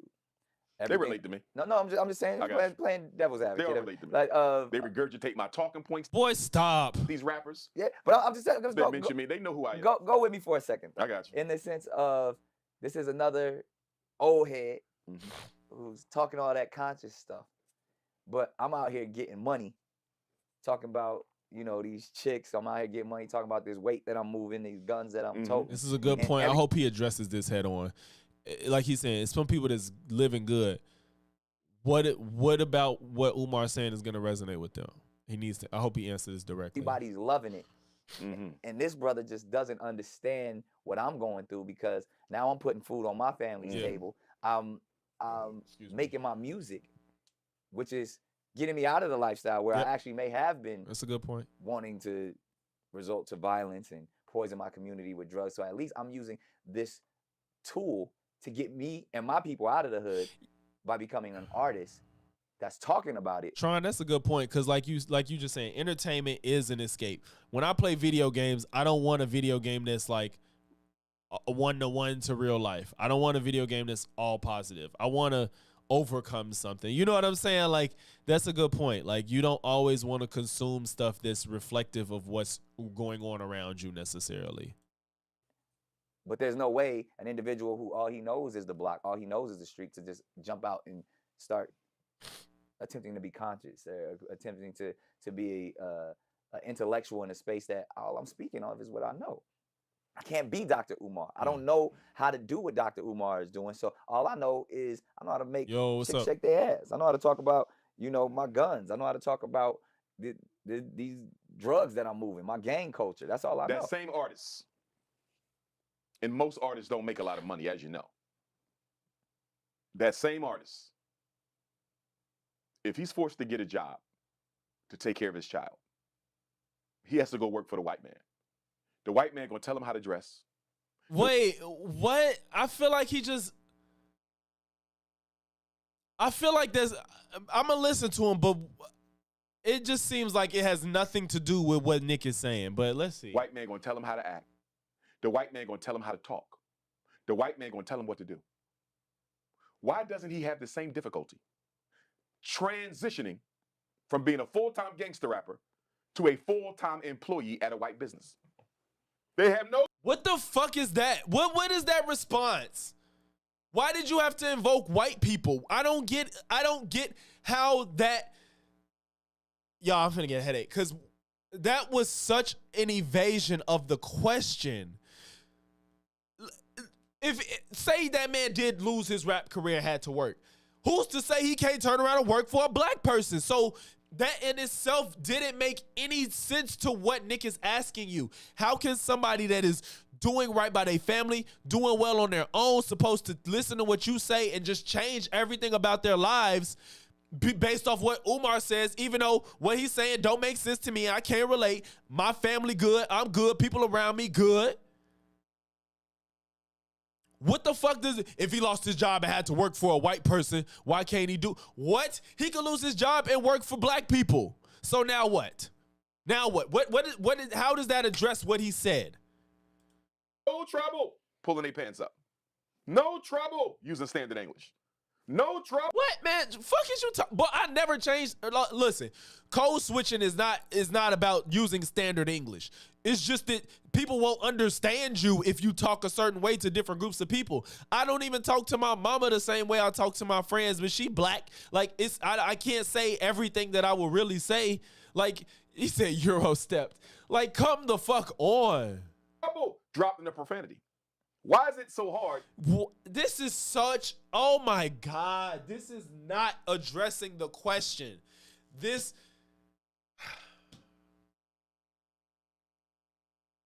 it don't make sense. Because if he lost everything and had to work a regular job, he still got to do what he got to do to provide for his family. So what the fuck is this? Addressing what Nick said, how somebody can relate to you if they're doing what they need to do for their family. It's still the same. What are you talking about? To change the content of your music for your community. Because the community but you can change your whole behavior. Because the community don't want it, right? Is you gonna work for a white man? You know why? Why? Because you don't value your community. You couldn't care less. You're going to make money and get rich by any means necessary. See what I'm saying? He can't, like, I want to see if he's a communist because, and again, I don't even give a fuck if you are, but you can't have this, you can't be a capitalist, which Umar seems to be a capitalist. He don't even do shows unless he gets fucking paid. So for you to be advocating for all this black people, this and that, and care about money, you don't even do interviews without getting paid, motherfucker. So now I'm actually getting mad because Joe Budden used to always talk about like, yeah, we gonna pay to get Umar up here. Umar don't do shows unless he get paid or unless the platform is bigger than him. No, I'm sorry. He only does interviews that not get paid if the platform is bigger than him or big enough for him to reach more people. If you smaller than Umar, he is not going on your platform without getting paid. He is getting paid for his appearances. You're a capitalist. Stop trying to tell everybody to drop what the fuck they're doing to uplift the black community because you don't even go uplift your black community by using your fame and name to help they grow their business, mother. Oh, my God. And the collateral damage. The collateral damage to the black community isn't even an afterthought for most of these selfish-ass black artists. Not just the rappers, the actors, the comedians, the dancers, the politicians. Nobody in the black community is concerned about the collateral damage that their decisions have. No, they're just not doing what you want them to do. Upon all of us. I would love for you to give me a spiritual answer and stay in this space. That's why I keep going back to where I'll give you a spiritual answer. Black America is under demonic possession. Did you see that Lee Daniels movie called Deliverance? Deliverance. Yes. Now, let me say, when Deliverance first came on, I was about to turn it off. I said, this is not another Tyler Perry type of cast all imagery of black people in a negative light film. Because you had dysfunctional mother, snow bunny mom, dysfunctional daughter, everybody. I said, I'm turning this off. And then when I saw that it was based on a true story, you're right. I said, let me follow this. Right. In the whole I know he's not a communist, but it's just he keeps pretending like people don't operate off trying to make money because he does it. And so for him to turn around and tell people to sacrifice every fucking thing for the sake of uplifting the black community, they're supposed to do that, but he won't do it himself. Story was about the children who got possessed, right? House in Ohio, I think it was. That's real. Yeah. I believe hip hop has been possessed by a demonic entity. I believe the black church is possessed by a demonic entity. I think snow bunny hoppers are possessed by demonic entity. I'm serious. I hear you. We are God's chosen people, and the job of the devil when it comes to God's chosen people is to convince us to turn our backs on our divinity. There are beings that we cannot see. There is evil surrounding all of us, Brother Nick. You know this. It's in the music industry. It's in the hip-hop industry. It's in the conscious community. We are under demonic assault. We're not just I fighting. don't believe in no demonic spirits and shit, but yeah, it's some evil shit going on with people. The things we see, we're fighting beings that we cannot see. Indeed. We are under demonic attack. We are under demonic possession. Our addiction to materialism. You just always got to mention snow bunnies. Let people fuck who they want, bro. Nonsense. All of this behavior is being driven by demons. And as we know, there's a demon for every sin. The devil is just to devalue. And, Yes. and in that sense, and that's why I'm glad you're touching on that, because if the masses is in this lower demonic state, how do we elevate in a spiritual sense? Here's the thing.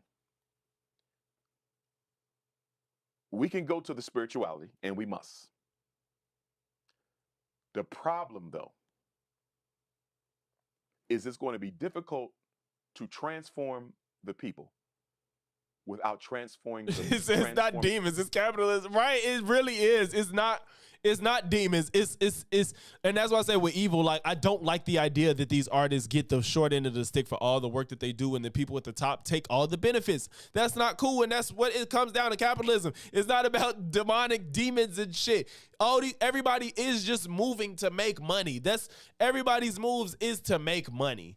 And you and along with a lot of other people are using their vehicles of making money to uplift the people around them. They can't save the entire black race.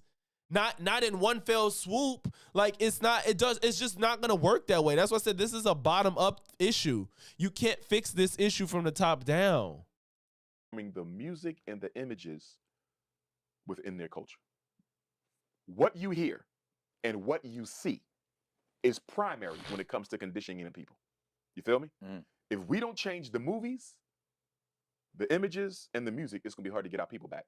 Because sound and image is the language of the soul. That's how you condition everything in your mind is stored as an image. Pictures are powerful. Yeah, I get it. Like, there's a psychology to the type of content you consume. I get that and I agree. But it, like, that's, they use that shit for marketing and placement in stores and shit like that, where they put certain products. All that shit is cool. But entertainment is supposed to be a release from real life. You putting all of this pressure on entertainment when the real force is the money and the history of black people coming to America. Like, we have to fix that issue. The entertainment thing will follow once we fix the issues that we're having in real life. I don't look to music to help my condition. I don't play video games to help my condition. Well, I do play video games to make money on YouTube, but you get what I'm saying? Like, the entertainment is just my escape from real life issues, which the entertainment didn't create my real life issues, and I don't think it's creating the other issues. I think social media is creating issues for younger people now, for sure, but that's not entertainment. Social media is a proxy for real life, which is why there's different issues younger kids are having now because of social media, because it's a proxy for what went on in real life. And real life is what's been hurting black people, not fucking rap music. Motion pictures and still pictures. Music is powerful. Music is the language of the soul. So trying to save our people spiritually while they still listening to demonically possessed Again, music. I don't think I'm on an island by myself when I say I could be blasting all the G Herbo, 50 Cent, Dirk, all that shit. I can listen to all that shit and not ever want to pick up a gun and use it illegally at any point. Like, I don't want to go spin no blocks for nobody, but I love that fucking music. I don't care. And no part of me wants to do that or ever thought about doing it for no fucking reason. And I've been listening to fucking real rap since I was 5. So it's just like, none of that shit phases me to the point where I gotta act it out. So I don't think that's just me. I think a lot of, and other people that do, they live that shit anyway. So the music didn't influence it. Their real life experiences had them resonate with the music, and they was doing it anyway, whether or not the music was gonna happen. Because the lifestyle came before the music did. And watching demonically possessed movies, that's going to be difficult to do. We need another renaissance. We need a culture. My mama, my OG grew up before rap existed. You know what I'm saying? My mother was an adult when hip hop came to be. You feel me? So the fact that she's seen gang activity before rap existed means all of this shit was going on before the music, so don't turn around and blame the music. Gang culture and life and shit happened before hip-hop was invented, bro. Cultural renaissance. We need a cultural renaissance of positive music. We need a cultural drugs, renaissance of all positive that movies. shit. We need treating women bad, like derogatory, using women in derogatory ways. All this shit was before hip-hop was created. Cultural renaissance of positive books. Black America needs a cultural renaissance like the Harlem Renaissance of the 1920s. We need to regain control of our art and regain control of our culture, because hip-hop ain't under our control. Hip-hop is dominated by the Caucasians in the music industry. They run hip-hop. And that's the problem. And that's the problem. Decide what kind of music you're going to sell. No, they don't. Now that I don't agree with. I don't agree that they agree. They dictate what's going to sell is because they make it accessible, but the people create the music and people receive it and like it, and then they put their foot on it and take it, drag it onto their side, and then they distribute it. They don't tell them what to write. They don't write the music. These artists make the music they know gonna sell. The white people ain't the reason it's getting created. They just capitalize on it. It's not ours. I believe that there can be a hip hop movement that confronts gangster rap and replaces it. I would like to see something like that. But I'm not even hearing anybody talk about that. KRS-One is doing a good job. He's doing the best that he can. He don't have enough help, though. You know, let's just be honest. And I don't want to dump all this on the gangster rappers because it's Black America, period. Most black people, I don't care what industry they're in, they might just drive the bus or work for the post office. Most black people could care less about the collateral damage that their decisions have upon the community. We don't think about how what we do affects our own people. I don't know if I agree with that. Everybody else does. We don't. We are selfish. Wow. Selfishness. Demonic possession. We are under demonic possession. I don't know how and I one of feel the about reasons we don't get the help from God that we want, God cannot help us as long as we are functioning in a degenerative state. God is not going to free black people just so you can imitate white people. God is not going to free black people just so you can imitate white people. Until we go back to being who we are, we'll never get divine assistance. You can forget that.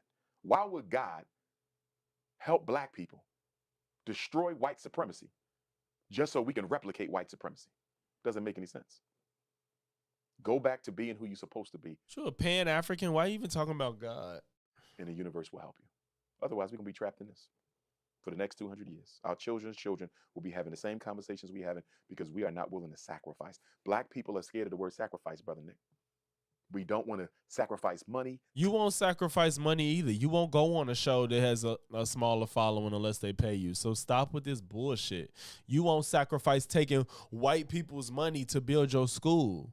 Like, stop, bro. Time, energy to get to where we want to be. Everything we've got through sacrifice.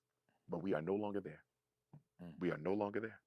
That's why I always say before we have a war with white supremacy, we got to have a war within the black community for who wants change and who don't. A lot of our people comfortable. They don't want no change. They like where they are. Cell phone, nice car, nice house. Police killing a black person every week. That's just what we get. We don't care. That's fine. Let them kill. You know. What the fuck are you talking about? As long as they comfortable. The whole country boycotted when George Floyd happened. Every state in this country had a protest. I'm talking about boycott. Protested. Every state in this country and other countries across the world had protests. What the fuck are you talking about? Most black people are fine with white supremacy as long as they are comfortable. Well said. I agree to some extent. Some people are like that. I think some people are like that. But I don't see white supremacy the way that some people do. Like, I agree that it's a thing, but I see it as a totally different concept. But yeah, I can't take Umar serious because, like, I even agree with some of his points early on, but, like, when he gets to talking about sacrificing money and all that shit, you're full of shit, bro, because every move you make is financially incentivized. Like, I can't listen to you talk about people sacrificing, and you're not in the top 1%, but you're, like, in the top fucking 15% of wealth as far as black people. So I'm not really trying to hear none of that shit from somebody like you. You move to make money too. So for you to act like people that's making less money than you should be more at fault that for wanting to be selfish, go to hell. I'm not trying to hear that, bro. Yeah, you're right. He's not willing to sacrifice shit. I'm not trying to hear that, bro. Not from somebody like you. Not at all. You can miss me with that shit, bro. It's another thing I wanted to cover. I just don't know if I have time, bro. Oh man. I'm probably gonna have to. I'm gonna have to call this one. I'm gonna have to cut up them videos. I gotta cut up this Jamar video and all these segments to get them up throughout the week, man. Yeah. Yeah, I wish I had some more time. I gotta figure out, man. I gotta figure out a stream schedule. I want to stream in the evening too. I know a lot of people work during the day, so I know I miss a lot of people that would tune in when I stream.